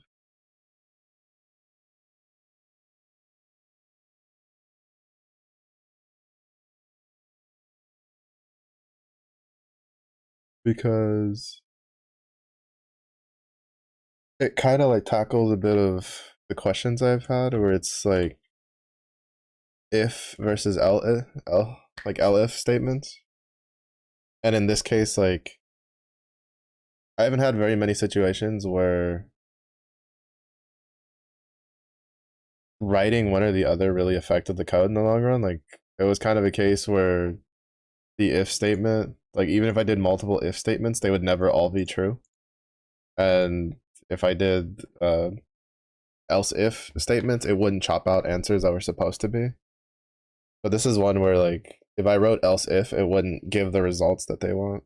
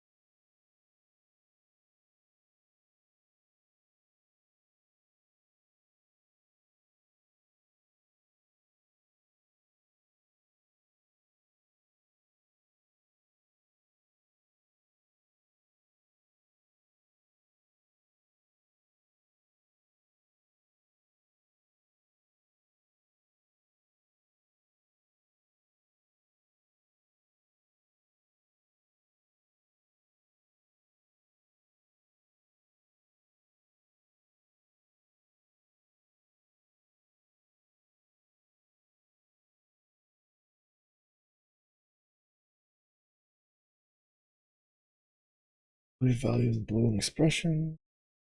Yeah, this would be one where like they wanted it to say everything, but it's just like it's kind of interesting though, because I think Python is like one of the only ones that has like an else if or like an elif, which is else and if put together. I think like I think in C sharp I had to do if else,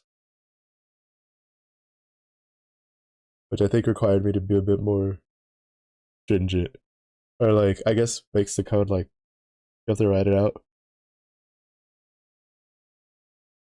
over more lines to kind of make it if you don't want it to be catching multiple things. I don't know. To be fair, I didn't get like super duper. Like I didn't get anywhere near as deep into C sharp as I did here. So I don't even think I have any of the. I might actually. I'd like look back and just see like what some of the stuff I wrote up on C sharp was like, because it was pretty simple stuff. Like it was nothing compared to this, honestly. Making functions and function calls and stuff like that. I definitely didn't like do dictionaries and all that kind of jazz. Constant and Boolean values. Republican state.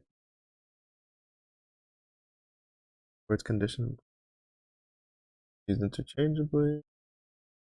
Stored in a variable.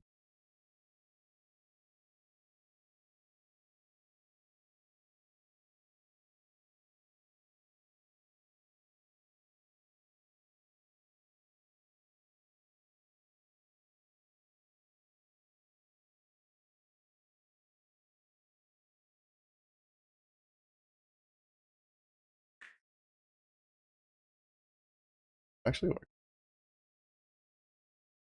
Oh yeah, because it's gonna say. Oh wait, what? Hmm, that's so weird. All right, Mello, maybe you actually print the thing.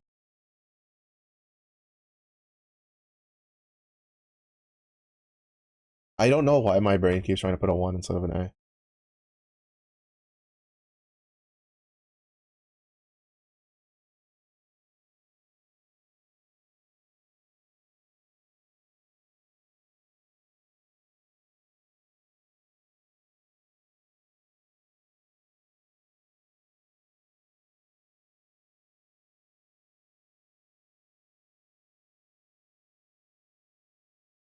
Huh.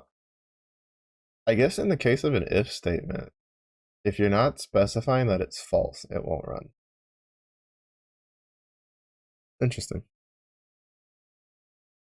I didn't know that. At the very least, if they taught us that, I didn't understand that.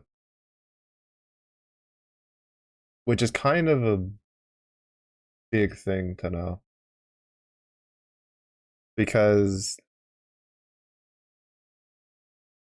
I think I can clean up some of these functions with that. Like for instance, the number check.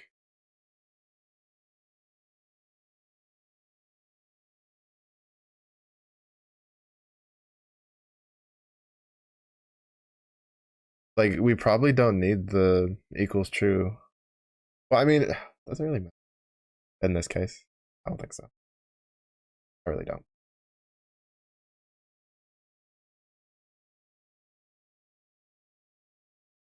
Like in hindsight, I really don't. Because this is checking if it's false. I think if I was making it check if it was true, then I could do this.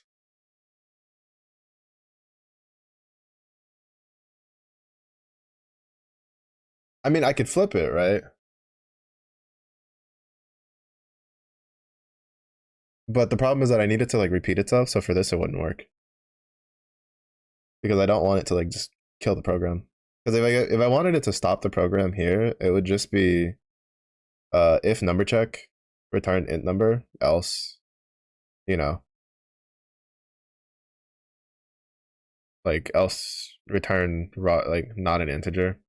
And then it would just close out of this. Well, I'd probably even make it just like raise uh raise value exception, not an integer. That way it just closes the program. But that's not what I want that to do. I don't think it works in this case. But that is something like to note for maybe future cases. Yeah, see something like raise exception and you have exited the calculator. Like if I wanted this to exit, I could definitely like just chunk the crap out of this with it, with knowing this. As long as the like this works, like this does, which I imagine it does because this is a boolean. Yeah.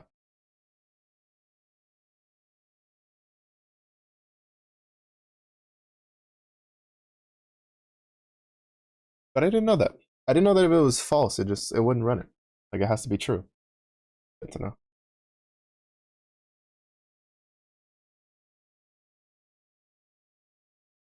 Like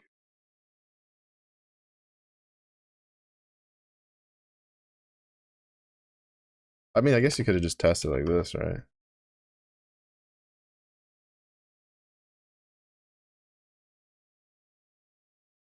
Yeah, like that's kind of interesting. I didn't know that. That's actually something I didn't know. See, this is why like looking for other sources of information when learning something can be really handy. Learn little tricks along the way. Like for instance, the end equals quotations was another one I didn't know. Granted, I don't know when I would ever use that. Maybe in a case where it's like this asks something, has to do some like loops, and then at the end of that prints this and then goes end equals quotations. But I don't know if like that works. Like if you have things like broken apart like that. It might, but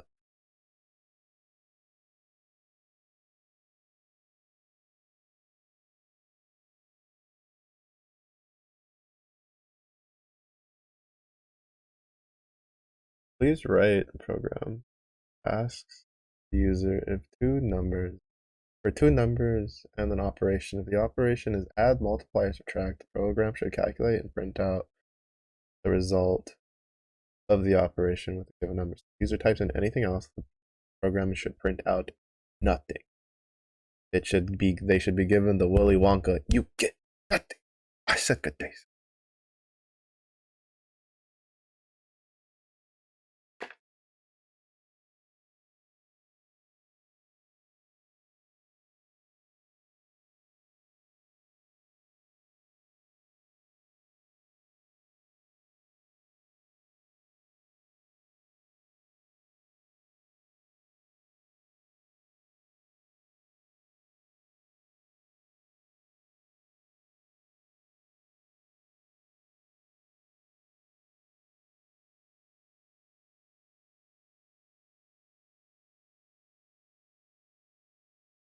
Big J. Please, Big J.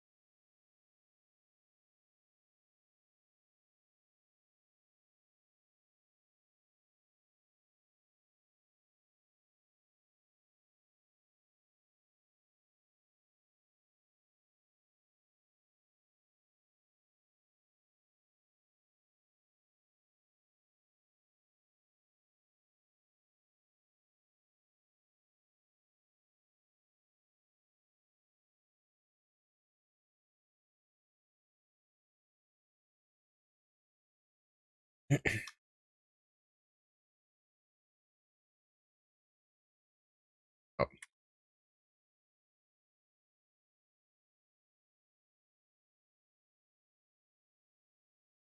hitting every button but the right one. Classic. Classic.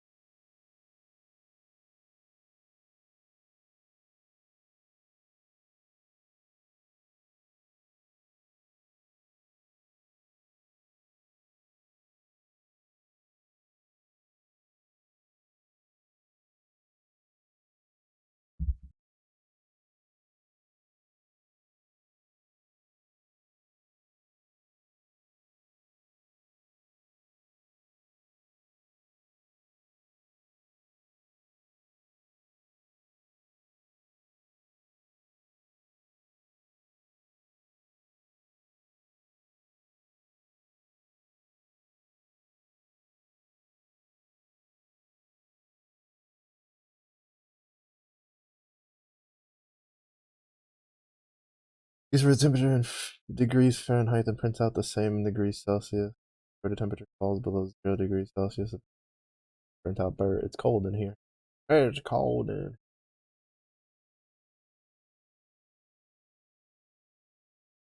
Converting degrees Fahrenheit. A search engine of. They really just straight up said, Google it, buddy. Dog. You. How? Like, part of me understands because for pretty much everything computer related, you need to understand like navigate because a lot of times like it's really hard to shove everything in a course and be like, here's everything you'll ever need to know, and then expect someone to remember, right? Like you're going to forget, or you're just it's just like you're just better off, you know, being able to like learn something and then like Google it, but still retain enough of the information in your brain that you can kind of make your way through it with reading other people's stuff or like the stuff. But the fact that they were just like, we could give you the formula for it, or you could just Google it. Like, dog, that's insane.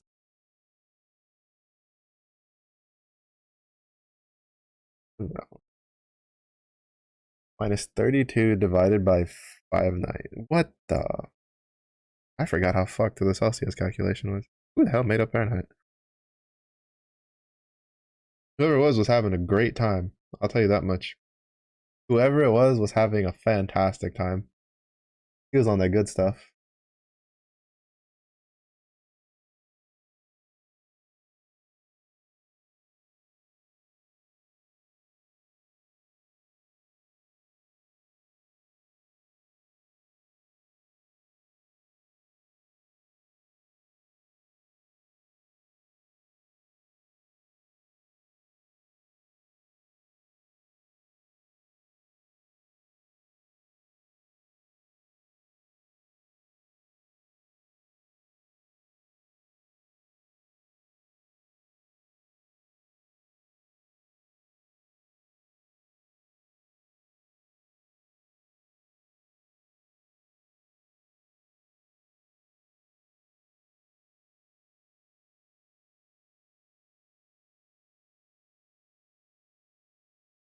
Right, this one actually, I might. Probably not. I'll probably just keep using Google. Equals temp Fahrenheit minus 32 multiplied by 5 by that. Just looking at that formula, I'm like, how? Because like kilograms to pounds makes sense. It's 2.2. You divide the number by 2.2, or like roughly. It's like roughly. I think around like 2.2 pounds is roughly 1 kilogram, if I remember correctly. Yeah, it's like it's not exactly on the dot, but it's like close enough that generally if you're going to be like, well, what's 20 pounds? It's like what 44 kilograms, something like that. It's like what, right? Huh? I just typed it in. That was way wrong. No, it's like 10, right? 2.2 times. My brain. It can't fucking. Oh, it is 44. Wait, why did that not come out? Hmm. Interesting.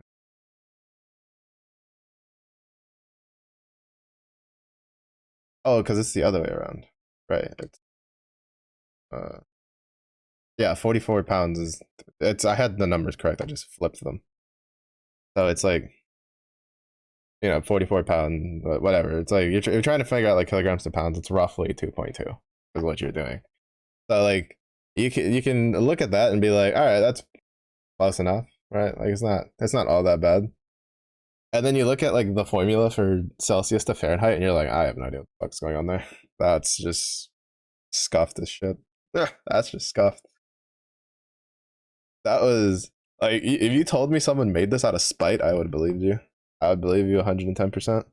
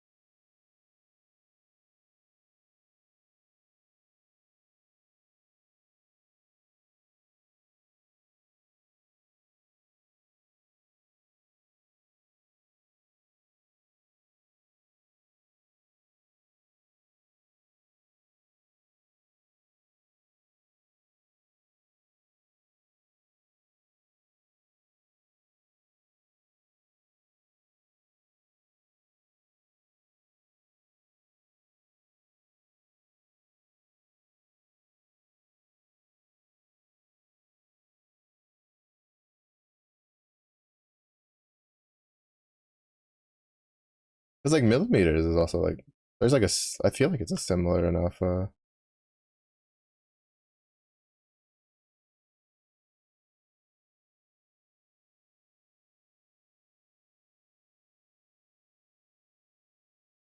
Like it's not like exactly, but I feel like it's pretty. You're pretty close. There's like for like feet and inches. Once you get to miles, it gets a little weird. The metric system definitely makes more sense for increasing. Though I can tell you that much. Celsius is kind of. I guess because I'm so used to Fahrenheit, it just feels weird to me.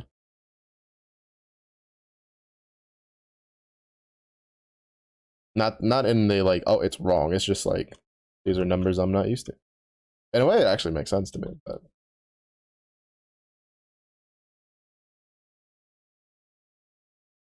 that should work.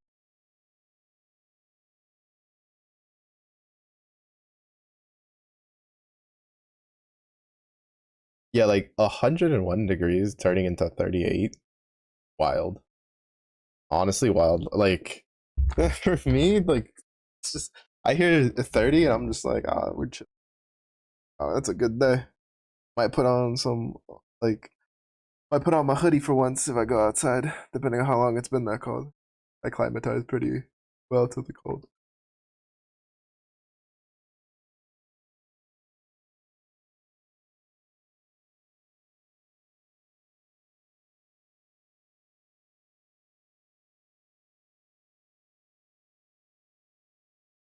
It's just forever crack me up.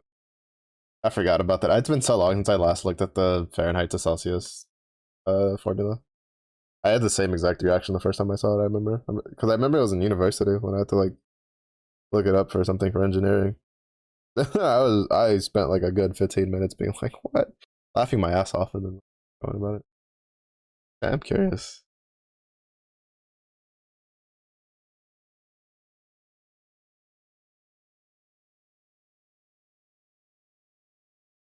Reliable standardized way to measure temperature. Keep consistent readings across different thermometers and locations by defining fixed points on the scale using rotary materials. Like a mixture of ice and salt, the lowest point and human body temperature for a higher point. This allowed for accurate temperature comparison between different measures. Interesting. That an actual like scientific reason. Fahrenheit's primary focus was to measure relative hot or cold through a mix of water and salt. The higher widespread adoption.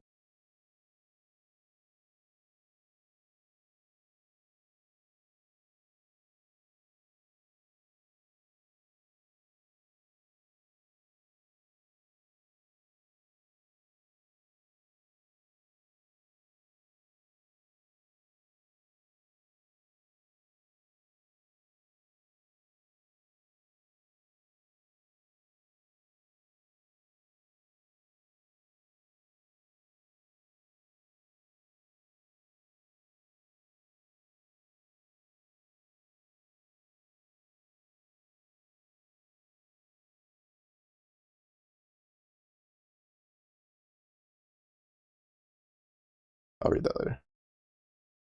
It's interesting to know that it's kind of like it had like an actual reason for trying to make it. Though I guess it doesn't really explain why, as Americans, we still use it when most other people don't.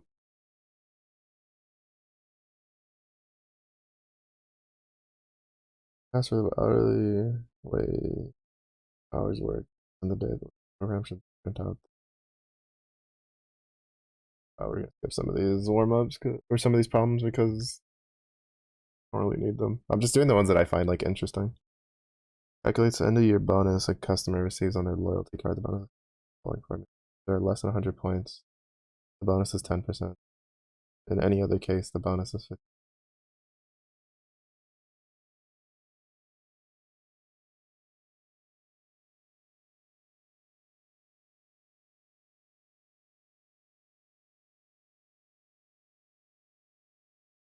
Wait, have they taught us about else yet? Honestly, I kind of just gloss over the conditional stuff because I've been using if, and else so much already. Well, else if, elif on a lesser point, but definitely if and else like a lot.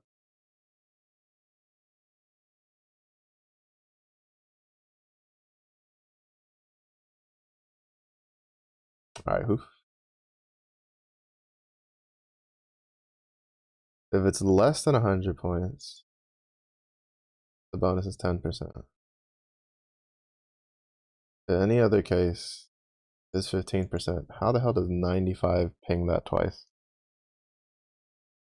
I'm assuming it's probably because the code.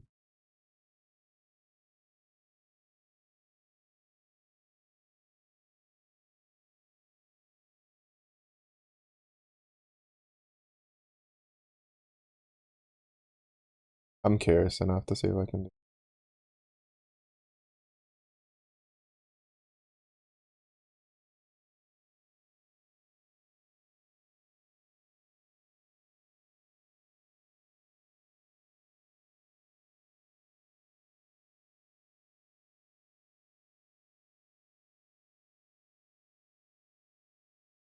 It sounded like he was kind of whining, but he's not. He's like asleep, but he has like this high pitched whistle. My dog, by the way, when he like breathes. I had to like look over to see what was going on, and I see him like laying down with his little paws doing the little tippy tappies, the sleepy tappies.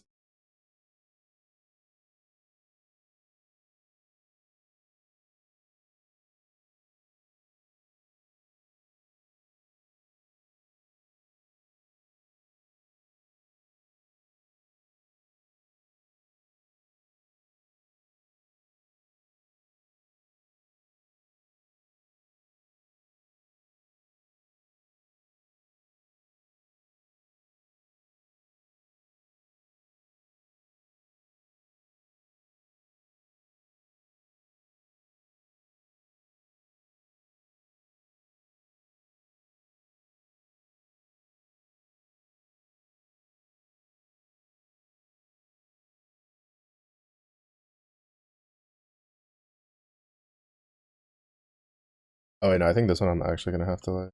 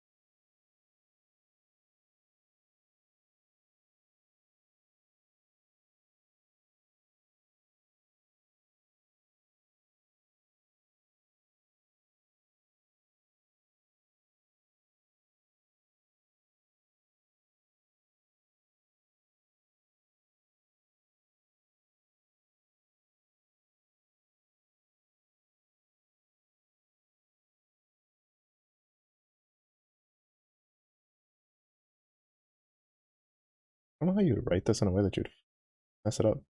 You have both points.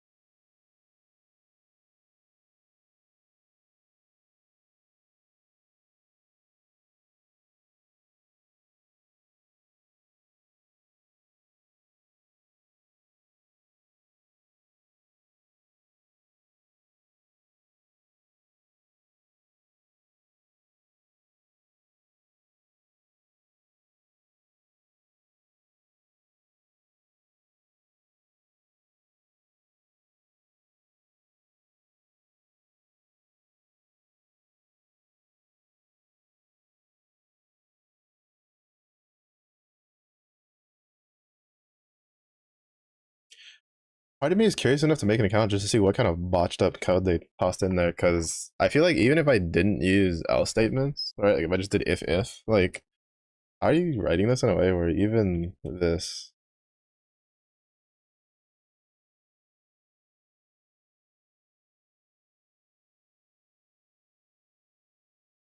like, I feel like even with this, it shouldn't. Even close.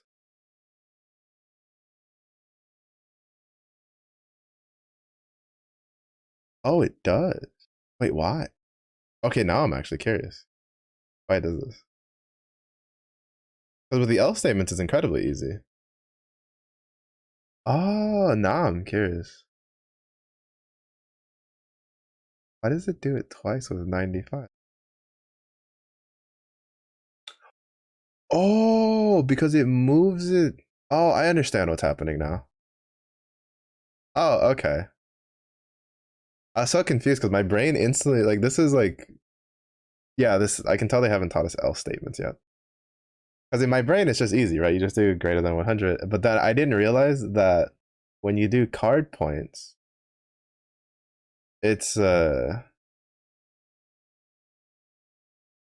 um it moves it down because you're using it as the if statement twice. So it means you have to like this can't be the same variable all the way down.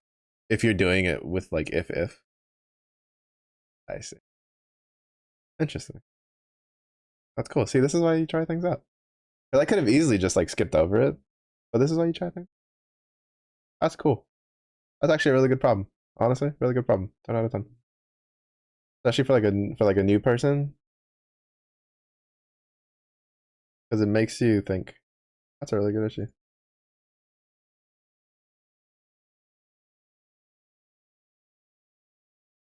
Because you can just do this.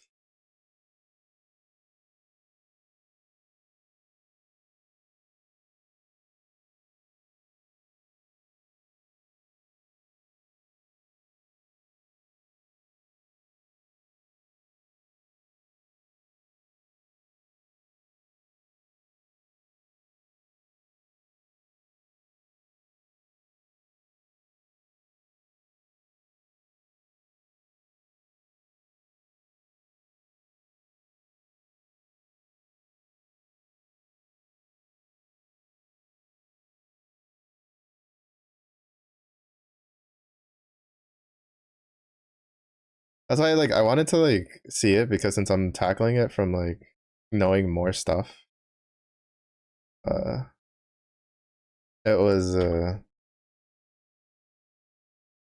it was a little interesting. Now it should work. Yeah. I understand what was going like my brain like couldn't really comprehend it because thinking of it already since I already knew about if else and stuff like that like it was overlooking the fact that if you tried to technically do it the shorthand way right which is you add you add the this like the bonus points to the card point total it's it keeps going down right like it goes your card points are 90 well it's less than 100 so then you add the 10% which then pushes it past 100, which then now goes to the next if block, which is greater than or equal to 100, and it goes, well, card points, because, if you don't do this change, it's like, well, card points is greater than or equal to 100. So therefore, we now add another 15% on top of that. And now I understand. I was just like, I don't understand how you'd botch this code. And it's like, oh, it's really simple. It's really, really simple how you'd botch that code. Interesting. At least from a case where if you don't know about else statements. I feel like if you know else statements, then you don't mess that up at all whatsoever. Because it's a really easy thing to put together. Or if you're someone who doesn't like using, who like by default you tend to put just like make things as extra variables anyway. Which in this case, like if I was writing it straight up as just if instead of doing if else, probably would have caught that like off the rip. But since I did if else and then I just changed it to count like for that, I didn't realize until I ran the program like what was happening. Tomorrow's weather forecast and then suggest weather appropriate clothing. The suggestion should change if the temperature measured Celsius is 20, 10, or 5. Also, there's rain on the radar.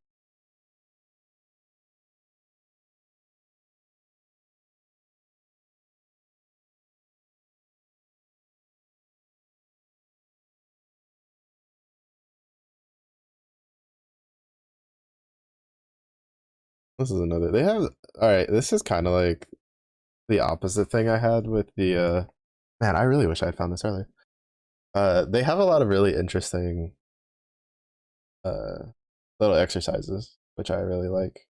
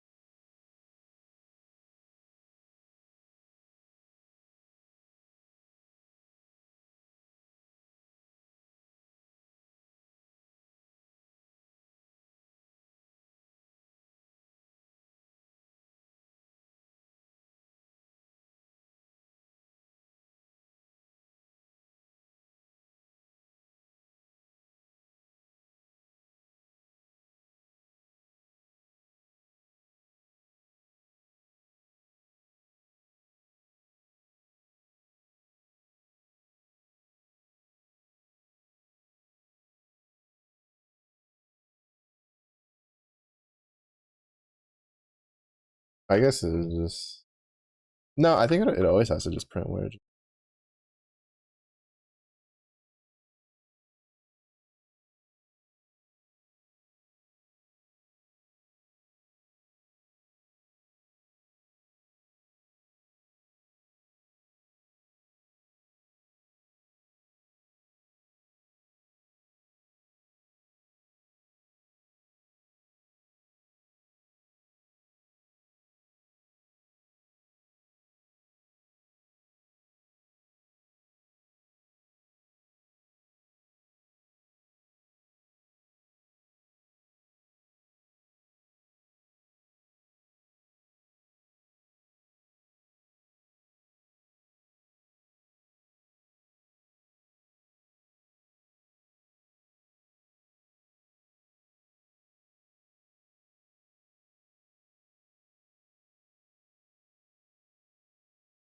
No, this should be at the end. Oh, how do I write this? I want to write this in a way that kind of like my brain likes it. I'm trying to constrain myself to the ifs because I'm pretty sure they haven't taught us like LF or L statements yet. Have they?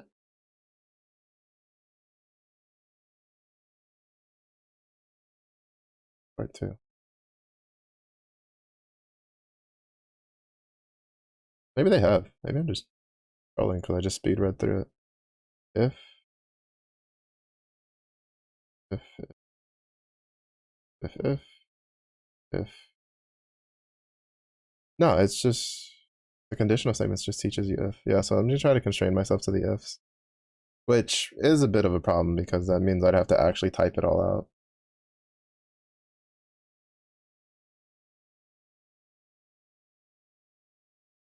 Which means it's time to be lazy.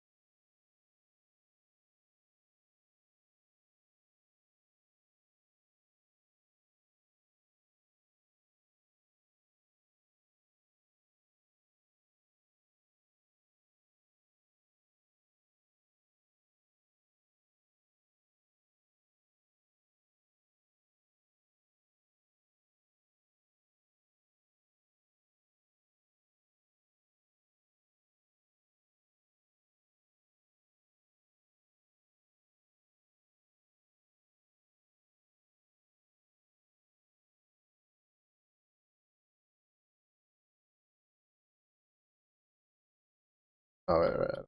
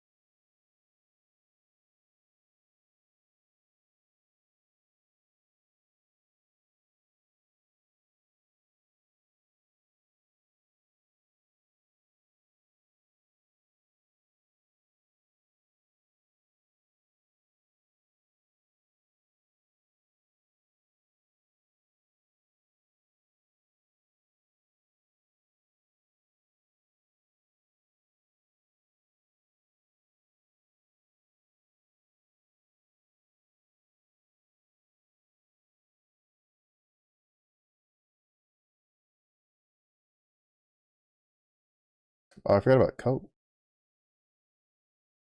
No.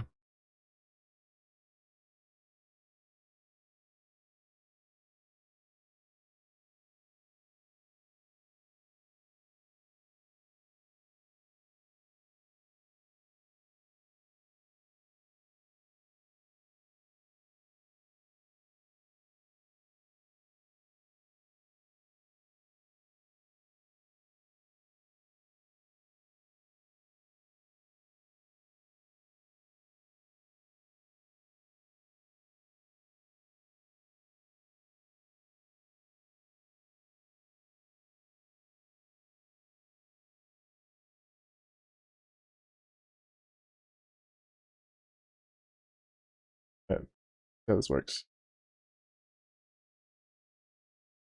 Break anything.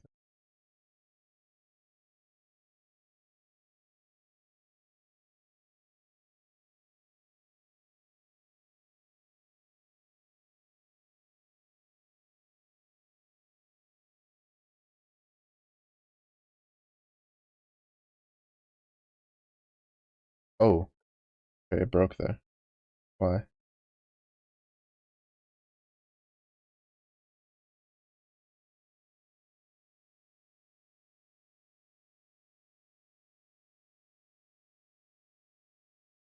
It worked for 11. Oh, because it's not gonna go past this. That's why. Because it needs to be like this.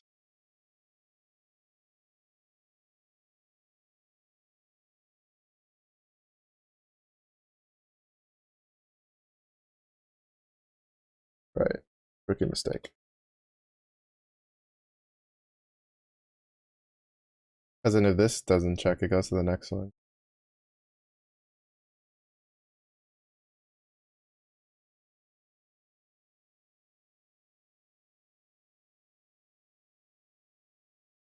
See, this is why like I do these repetitions, because honestly, they come in handy. And this is also why I decided to kind of like, especially after the previous problem, like I decided to just constrain myself to the ifs instead of using like if else and all that stuff. Because like this would be easier to run. It was just like if else if else if else if else.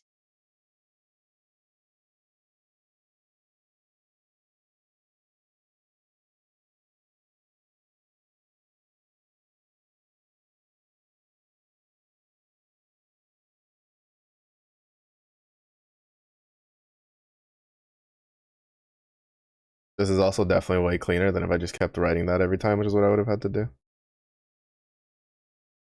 No, the square root.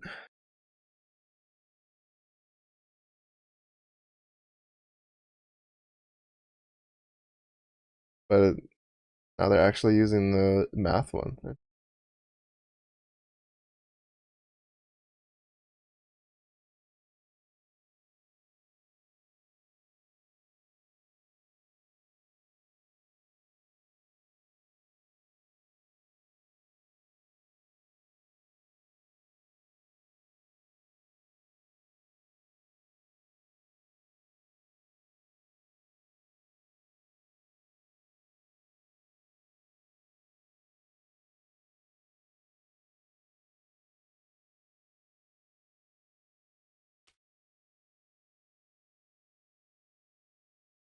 Form x squared. Yeah. Ax squared plus bx plus c. We're gonna a, b, and c, which then use a quadratic formula to solve the equation. The quadratic formula expressed with Python function follows.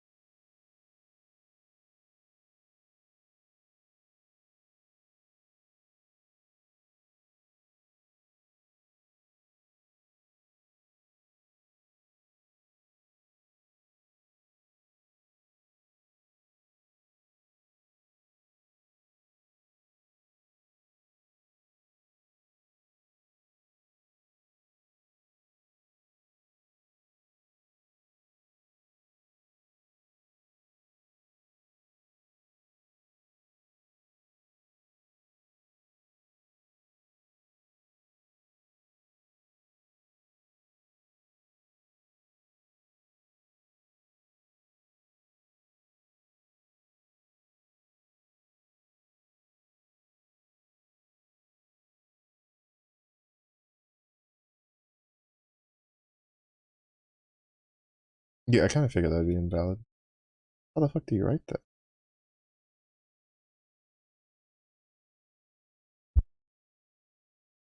Assuming maybe it's just a plus?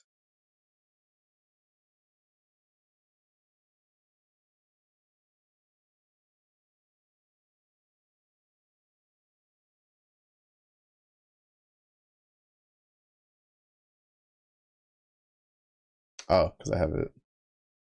It needs to be.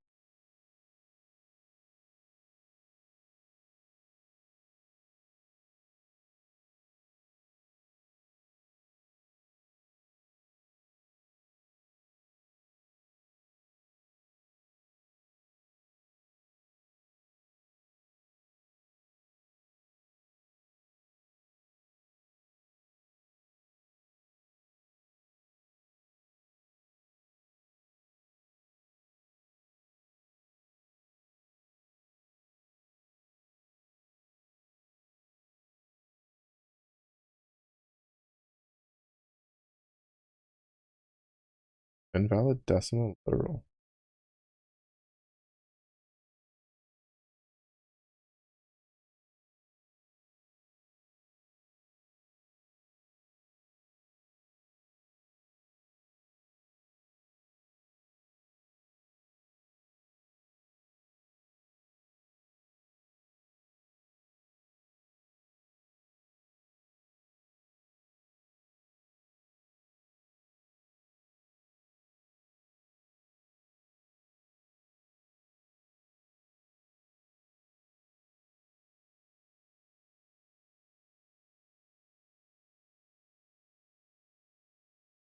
Before. Hmm.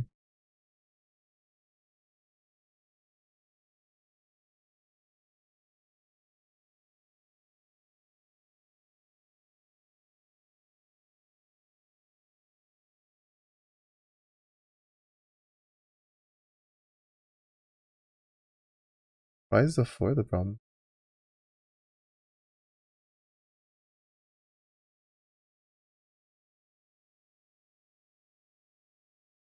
I'm gonna ignore that. Next! I'm gonna ignore it just because there's a symbol in it that I can't even put in there. But it is interesting, they kind of just taught you about imports at this point, even though it was only for like one thing.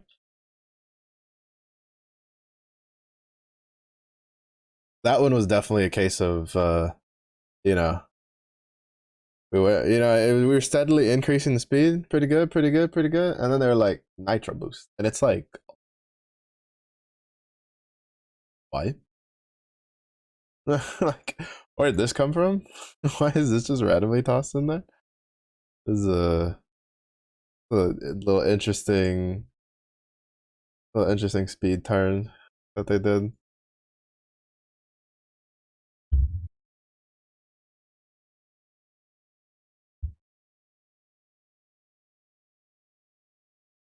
Attention to terminology. For the program which executes something often but not always. Basic statement.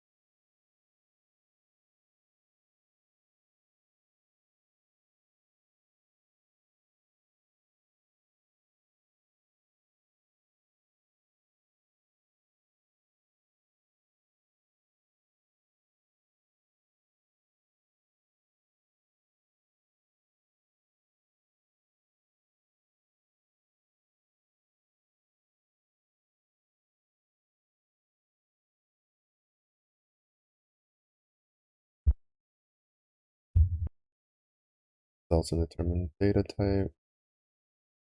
Expression is evaluated. Value that can be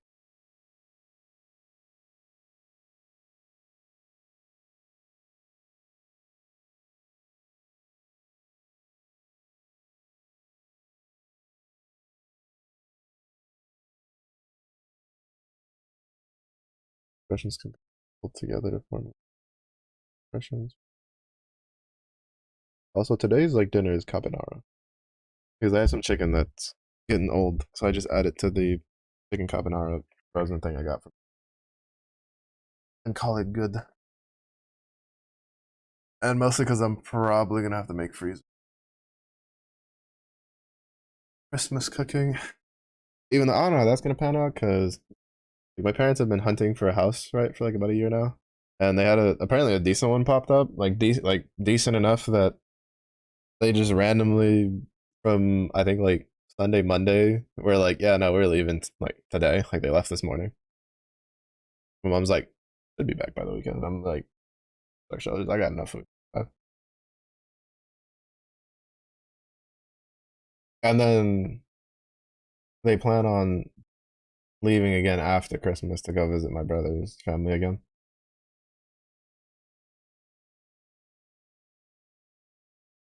Even though at this point I'm like, why don't you just stay over there? Well, I don't think my mother would allow that. My mother's always been relatively adamant on like not letting me spend Christmas alone. Even when I was in university, living in a different state, I just like we're here, Merry Christmas. It's like I don't necessarily mind, but it's always an appreciative.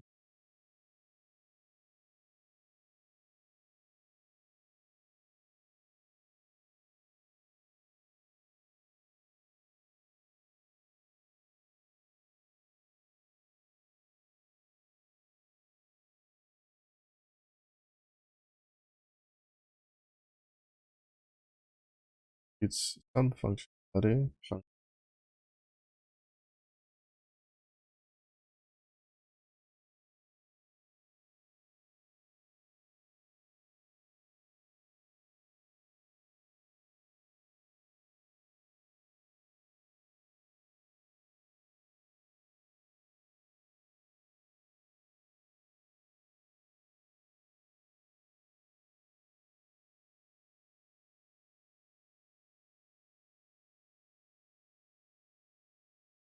Already used often as I see.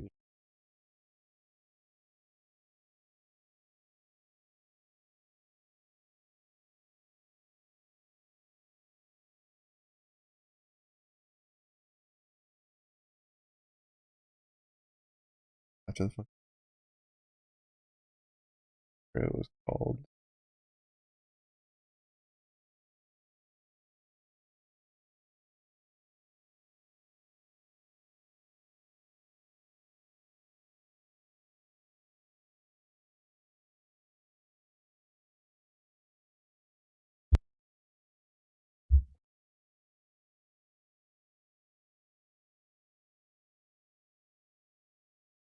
Yeah, definitely. I would never be able to get through this MOOC if I tried to do it at night. It's just way too much reading. My brain would just shut off unless it's like not extra tired. Because at least with like the lecture one, like my brain, I don't know, it just picks up a lot of things auditorily, like a lot easier than if I have to read it, which is weird because I grew up reading a lot.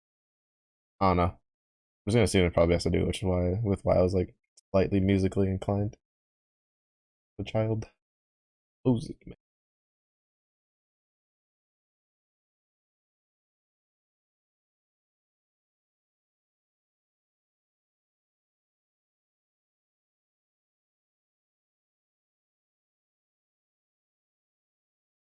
man. The type function. If I had just properly written it, would have saved me like 15 minutes of confusion. Oh, fool.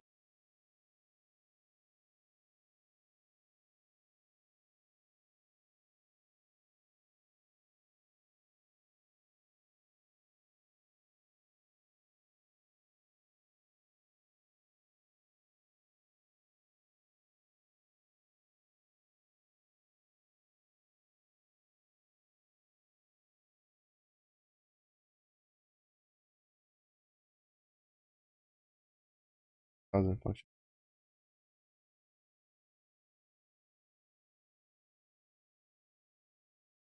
All right, the zero division.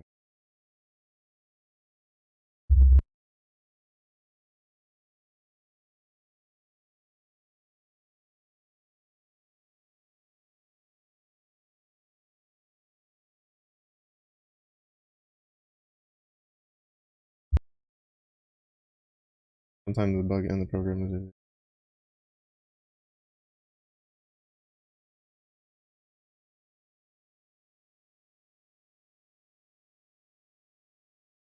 necessary.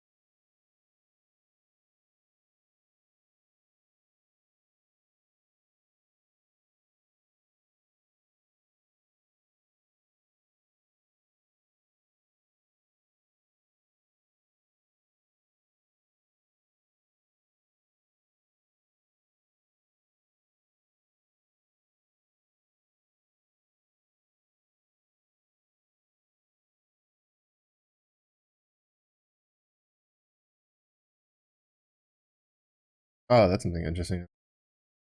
I could have done that on the calculator when I was trying to do it over and over again. They're going over the premise of debugging again, which is something I'm actually trying to like read and pay attention to. And they talk about how you can just hard code if you have to like repeatedly run it. You can just hard code the problem rather than having the code continually ask you for inputs, and that's something I definitely would have made a couple of the debugging attempts faster on the calculator. I just didn't think about that because really all you'd have to do is just like, for instance, here, right? Just pop that down, comment it out, and then put like or put element, whatever element. Relatively easy to implement.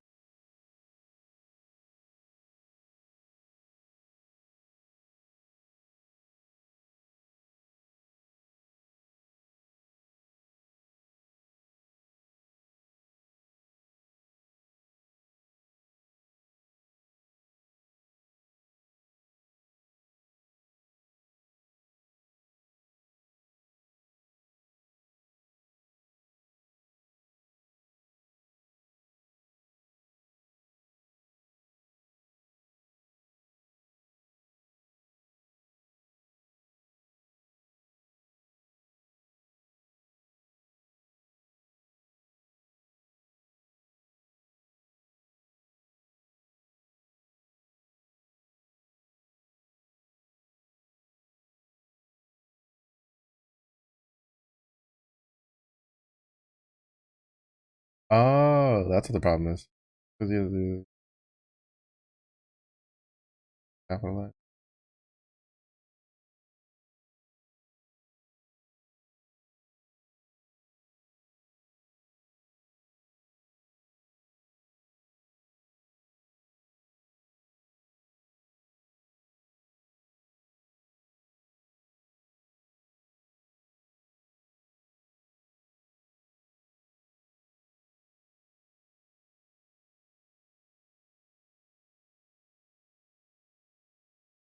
Oh, because it's not adding.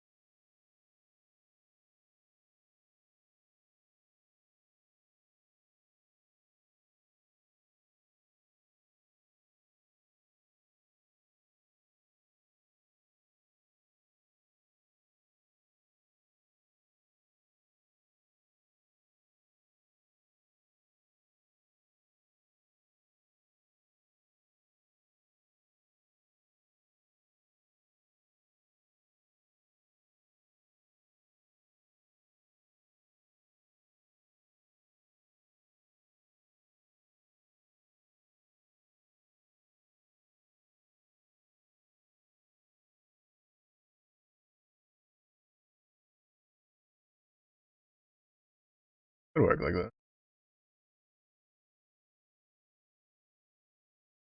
Oh wait, right.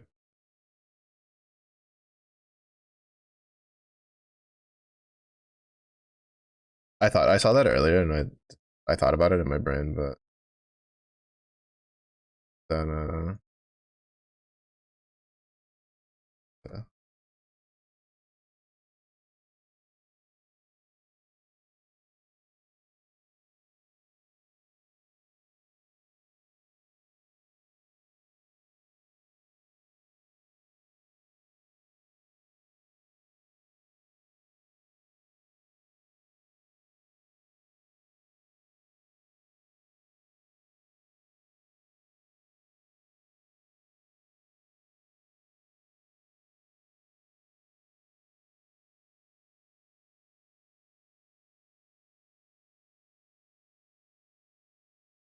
Now I'm just being stupid. Like I'm not even gonna lie. I'm not even gonna pretend like I'm not being dumb with this. Like, uh, I think I'm hitting the point where it's just like my brain. To be fair, I haven't given myself like a break on anything, which is not healthy. I think like going forward, I should probably at like the 2 hour mark, just take like 30 minutes, just like chill out, maybe mess around in Grand Blue, and then come and then keep going because it's definitely hitting. My brain has definitely hit the like threshold of dog. You've been going for like 3.5 hours. To be fair, it was mostly because I expected this to be mostly reading instead of having to actually debug. Debugging is something I need a little bit more practice on. Though, I mean, that'll just build with experience. This definitely helped. So why is I saw something in here? Pretty sure.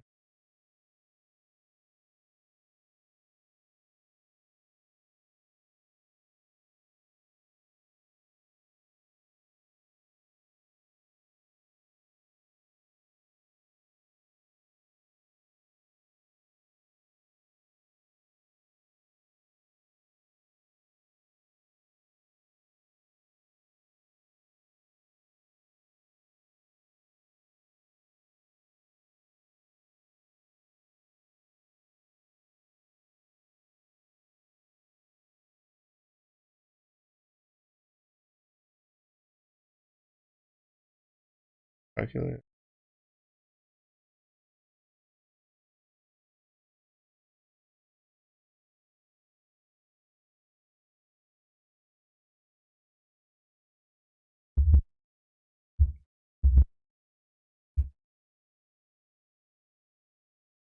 Oh wait, that's the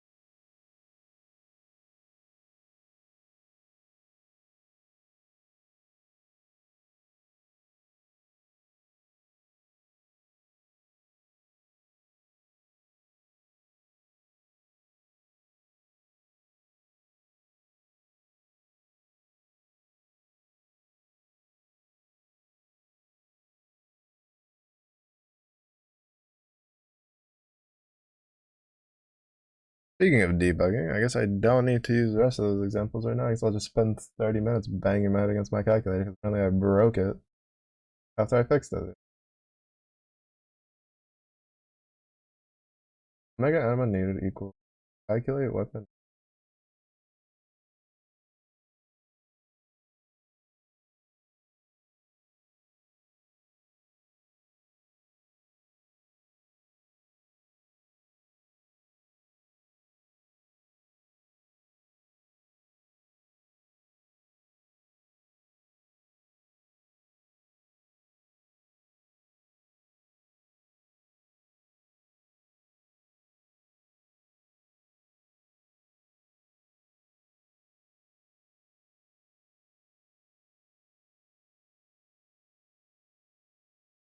the problem is that it's not returning something, not giving it a value.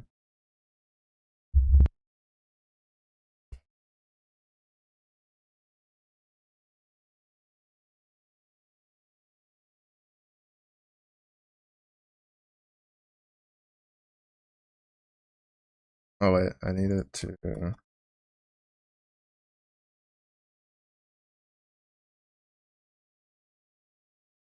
I'm in grid farm.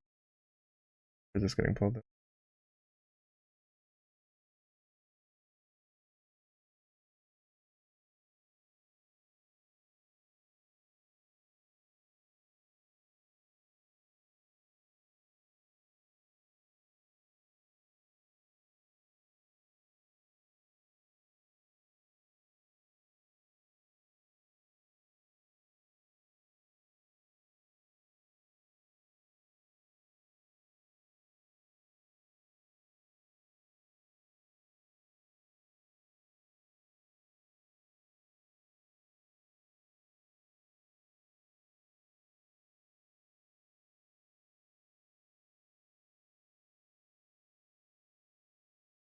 No, it's still.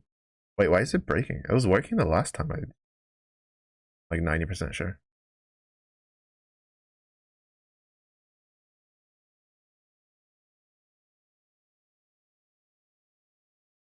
Oh, I messed it up here, didn't I?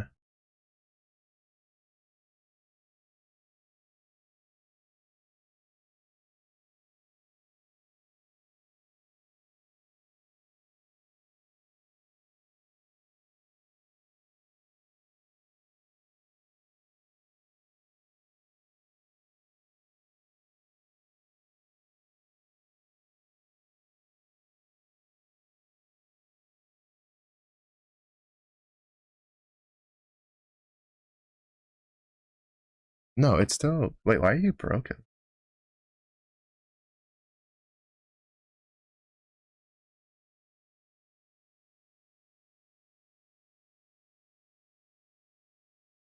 The problem is here.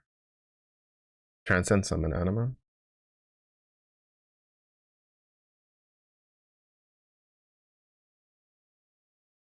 Unsupported operand types for plus, integer, and none type. Why is it a none type?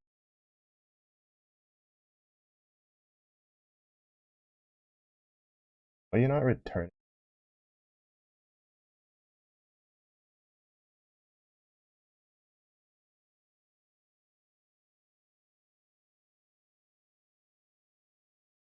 Oh, because it needs to be.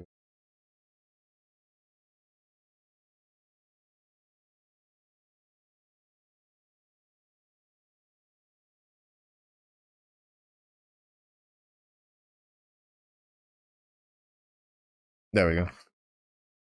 I had the else statement incorrect. This is why you test. This is. I feel like this is why you do a project though. Like when you're learning computer stuff, build a computer. If you're learning code, fucking make a code thing. Now I will say, when like I understand because when I was looking up stuff for learning to code, it was like almost everybody was just like do a project. They're just like do a project. The problem though is that like the way they gave advice sucks.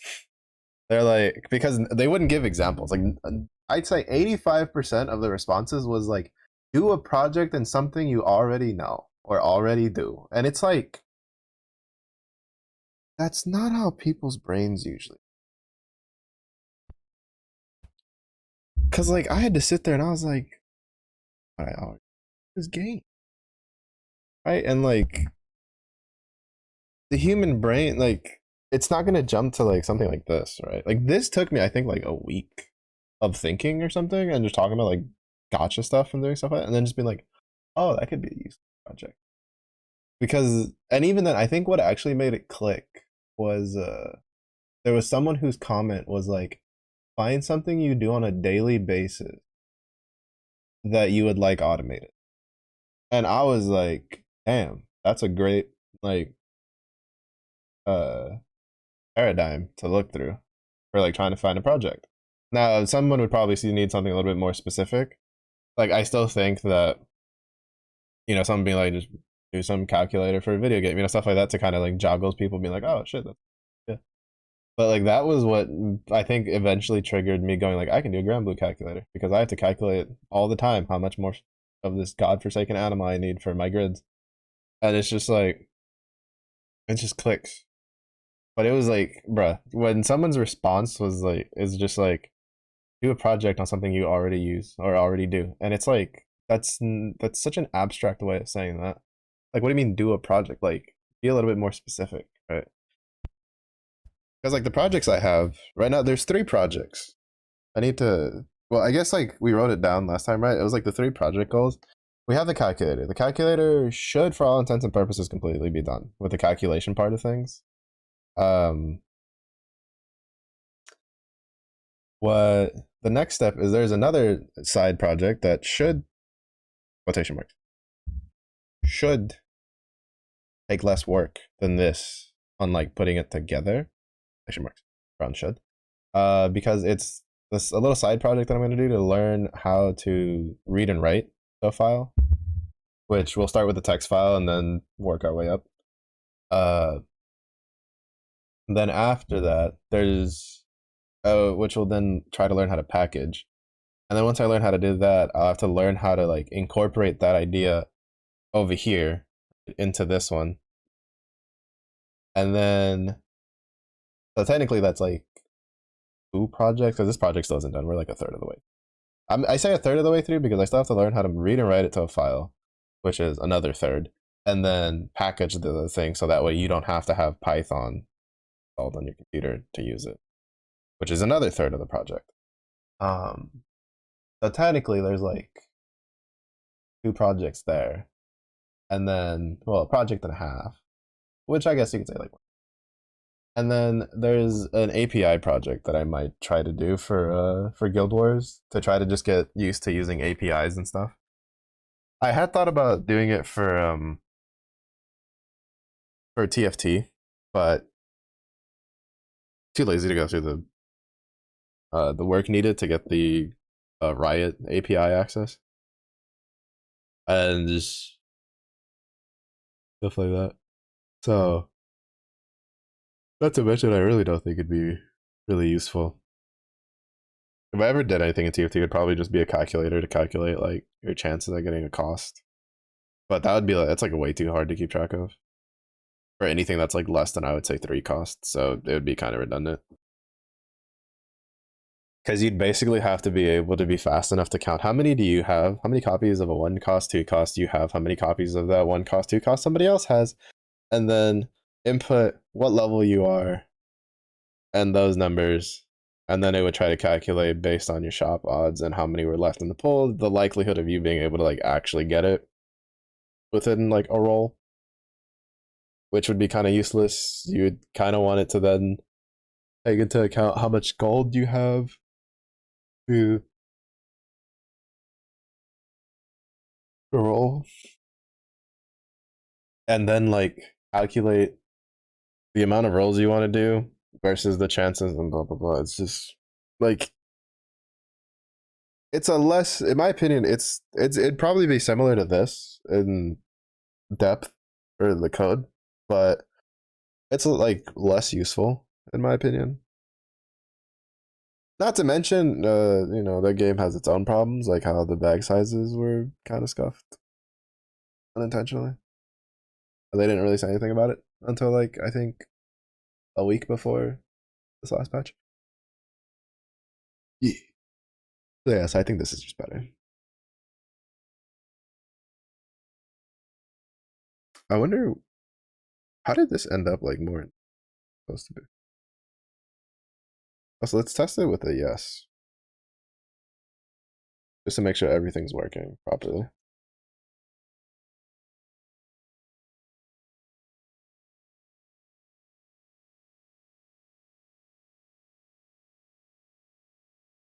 $52. Yeah, 44 plus 8 is 50. It works.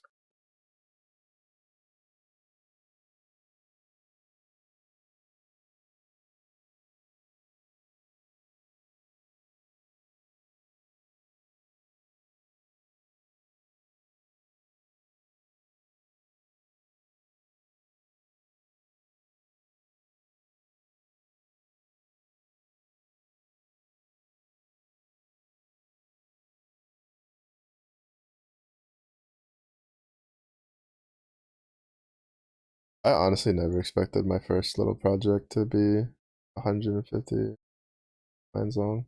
Technically, it's 149 because there's like two lines in here that I could remove with the import sys exit. I swear, my dog is like a clock. He's like, anytime I have him in the room, 30 to 20 minutes before like it's time to eat, he wakes up from his sleep. He comes over, he's like, what's going on? When are we eating? The answer is soon. All right. I think I'll do one more debugging warm up because I can feel my brain kind of just tapping out. It's like it needs a break. It needs to do something else. So we'll do one more uh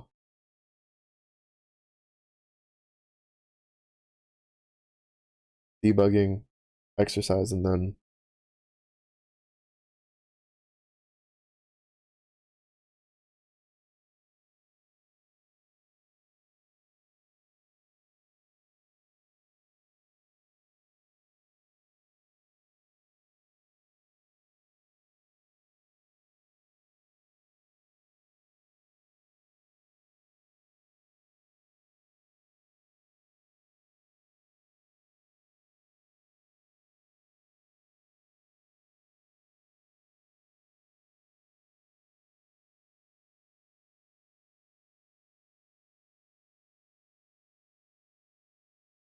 oh, that's not really like a debugging thing. Uh string things of there's characters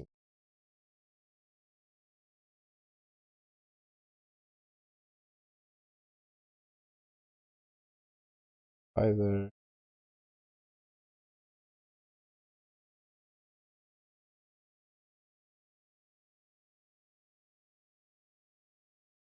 write a program which asks the user to print out characters in it.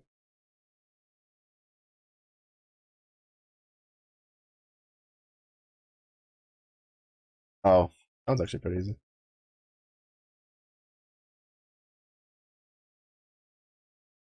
So it wants ask user for word.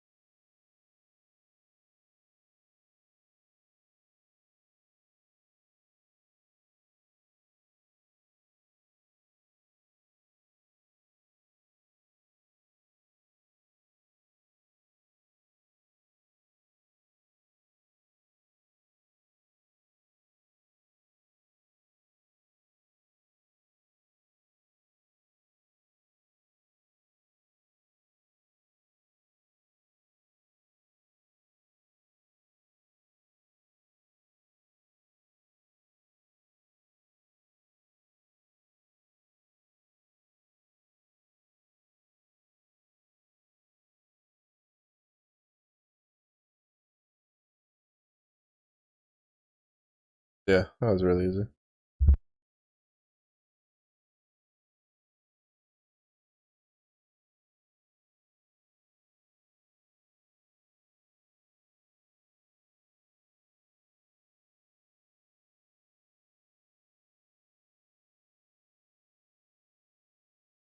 All right.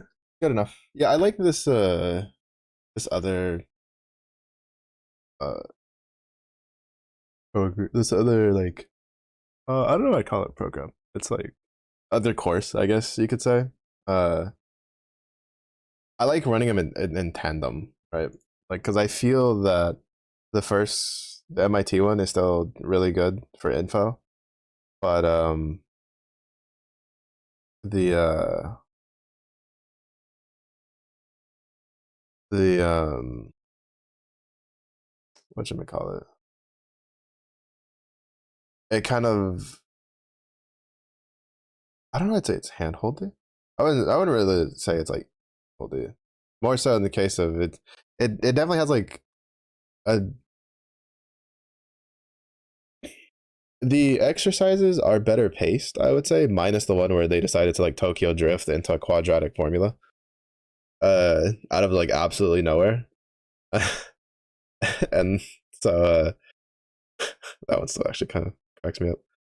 But like when it comes to the more in-depth explanations, it's definitely a little bit lacking compared to the MIT course, which makes sense. But I like that the exercises they give kind of like make your brain tackle things from like different directions, right? Like one will be like, well, you need to do mathematical computation. This one's like sifting through letters, like stuff like that. Basically stuff that I kind of criticized, well, not necessarily criticized, but critiqued a bit from the MIT course one, where a lot of like the earlier stuff, it was like square root this, square root that, square root this, square root that. And then when you go to like the actual problems, it's like pull this string out, count the letters in this string, add it together, put these strings together, like stuff like that. And it's like I'm kind of grossly oversimplifying the stuff, but it's just like the angle which with they like train your brain in the lecture doesn't match up to the angle of where your brain needs to be thinking from in in the actual problems, which is not exclusive to this. This is a natural problem, and especially anything that deals with like math and numbers. It's it's kind of something that plagues the education system when it comes to it in a while. Is that they will take a formula and then they'll break it down and like introduce it to you in like a singular, very simple aspect without priming your brain to think about other ways of using it. And then they just expect you to hit the like homework and the practice problems and understand how to do that just naturally. And it's like there will be people that can't do that, but for the most part the human brain needs to be kind of primed in a way to expect things in a certain situation, right? It's like, it's why, for instance, if you're, you know, when you're if you're in the military, if you're a soldier, they expose you to like, gas stuff with the gas mask on, gas mask off, stuff like that, because they're trying to prime your brain that when it hits a shock, it doesn't just like shut down, right? Like it keeps going. And it's like same thing with like fighters, like MMA fighters, right? Like they do the, they have sparring matches. Why? Because you need to condition your brain that, hey, if I'm getting hit, I can't just stand there, right? Like I need to do things like reflexes and stuff like that. Same thing with like, just athletes in general. Like that's why they have so many different like dynamic exercises that kind of don't really make a whole lot of sense if you look at it. Then you do them. Like if you look at them from the point of, oh, that's like an exercise that, I don't see them doing their little tippy tappies like sideways on the field. It's like, because that's not what it's for. It's to prime your brain that this is a movement your body can do. And it's just like, it's kind of amusing to me how physically we understand this, right? Like if you look at the athletic programs for weightlifting, just sports in general of any kind, like physically there's so many ways that we understand that doing a certain motion is more so to, one, work out the muscle, and two, build a connection between our brain and that muscle so that it'll use it in like circumstances where it needs to without having to think about it, like, building reflex. But then when it comes to like mental things, which in this case would be like math or coding or like how to tackle problems and stuff, we the education system as a whole kind of lacks in that, in priming a student's brain to be like, well, this is the core idea, and then these are like kind of little angles. And sometimes the MIT hits it pretty good. Like, don't get me wrong, they've definitely had like some pretty good ones where I'm like, oh, this is like really good. But like at least for the one I'm using, which is like 2 years old, the I don't know if they've done more refinement on it, but like definitely a good amount of it. That's especially on the more complicated stuff. That's been my main gripe, is like they will dumb it down really far, and then but they'll only like tackle it in like one angle, And then when you have to hit like another point, we have to think about it from a different point of view. The amount of like practice or rep or like yeah, repetition and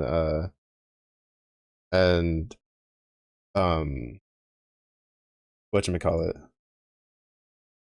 like just lecturing just doesn't really prepare a brain to like think from that angle. And it's, and I say this as someone who like generally has like his brain, like my brain works that way. I generally kind of tackle things from like different angles. One of the things that made me like kind of popular amongst my instructors when I was getting my associate's degree with computers was specifically because I wouldn't get hung up on the more common issues, because like generally, I mean, one, they were really good at teaching you the primers to like have your brain like be like, oh wait, there's something here that I need to look at differently. And like, it was really good. It's just, and some people, they need a little bit more than that because just how it was. But like a lot of my instructors were very appreciative of that. I could like get past the more simple problems, and then I'd get stuck on like sometimes weirder shit that a lot of times I kind of made myself was the problem. But it was always really funny. I had one instructor. He was so funny because he's like, we were working with like command line on something, and he had this thing where he did it on purpose. It was not um like he was a lazy teacher or anything. He did it on purpose to kind of condition us, because it was a more advanced class, to tackle the problem first before immediately asking him what the answer was. Like he wanted us to tackle it ourselves. If we couldn't figure out, talk to the person next to us. And then if like as a group or whatever, we couldn't really figure out what it was, he would come back like 15, 20 minutes later. And then, you could ask him then. And it was funny because one time he did that and he came back and I was like, oh, I have a question. I was like, I'm stuck on this thing. And he was like, oh, you stuck on this? I was like, oh no, I figured that out like 10 minutes ago. I was like, I'm stuck on this. And it was funny because he was so like, because he was when he comes back, usually he figures out where everybody's stuck and then he like teaches from there.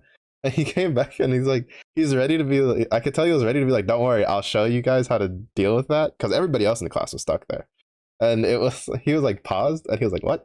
I was like, yeah, no, I'm stuck on this thing.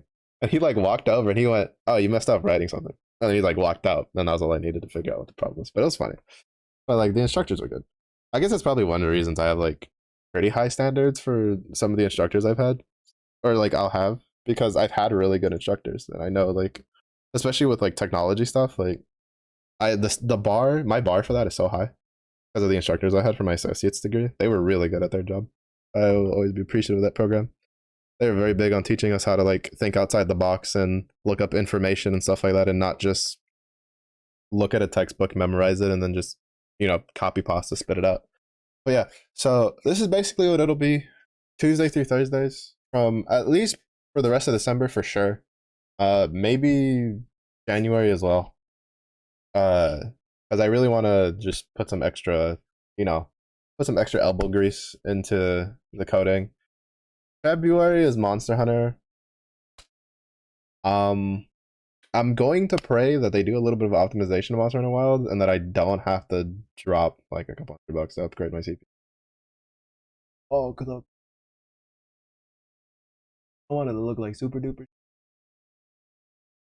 because my rig's a little on the older side. But for the most part, I mean, the graphic card I think is like a year old at this point. But yeah, that's gonna be. This is kind of gonna be it. It's gonna be kind of like more chill, low vibes for in the middle of the week.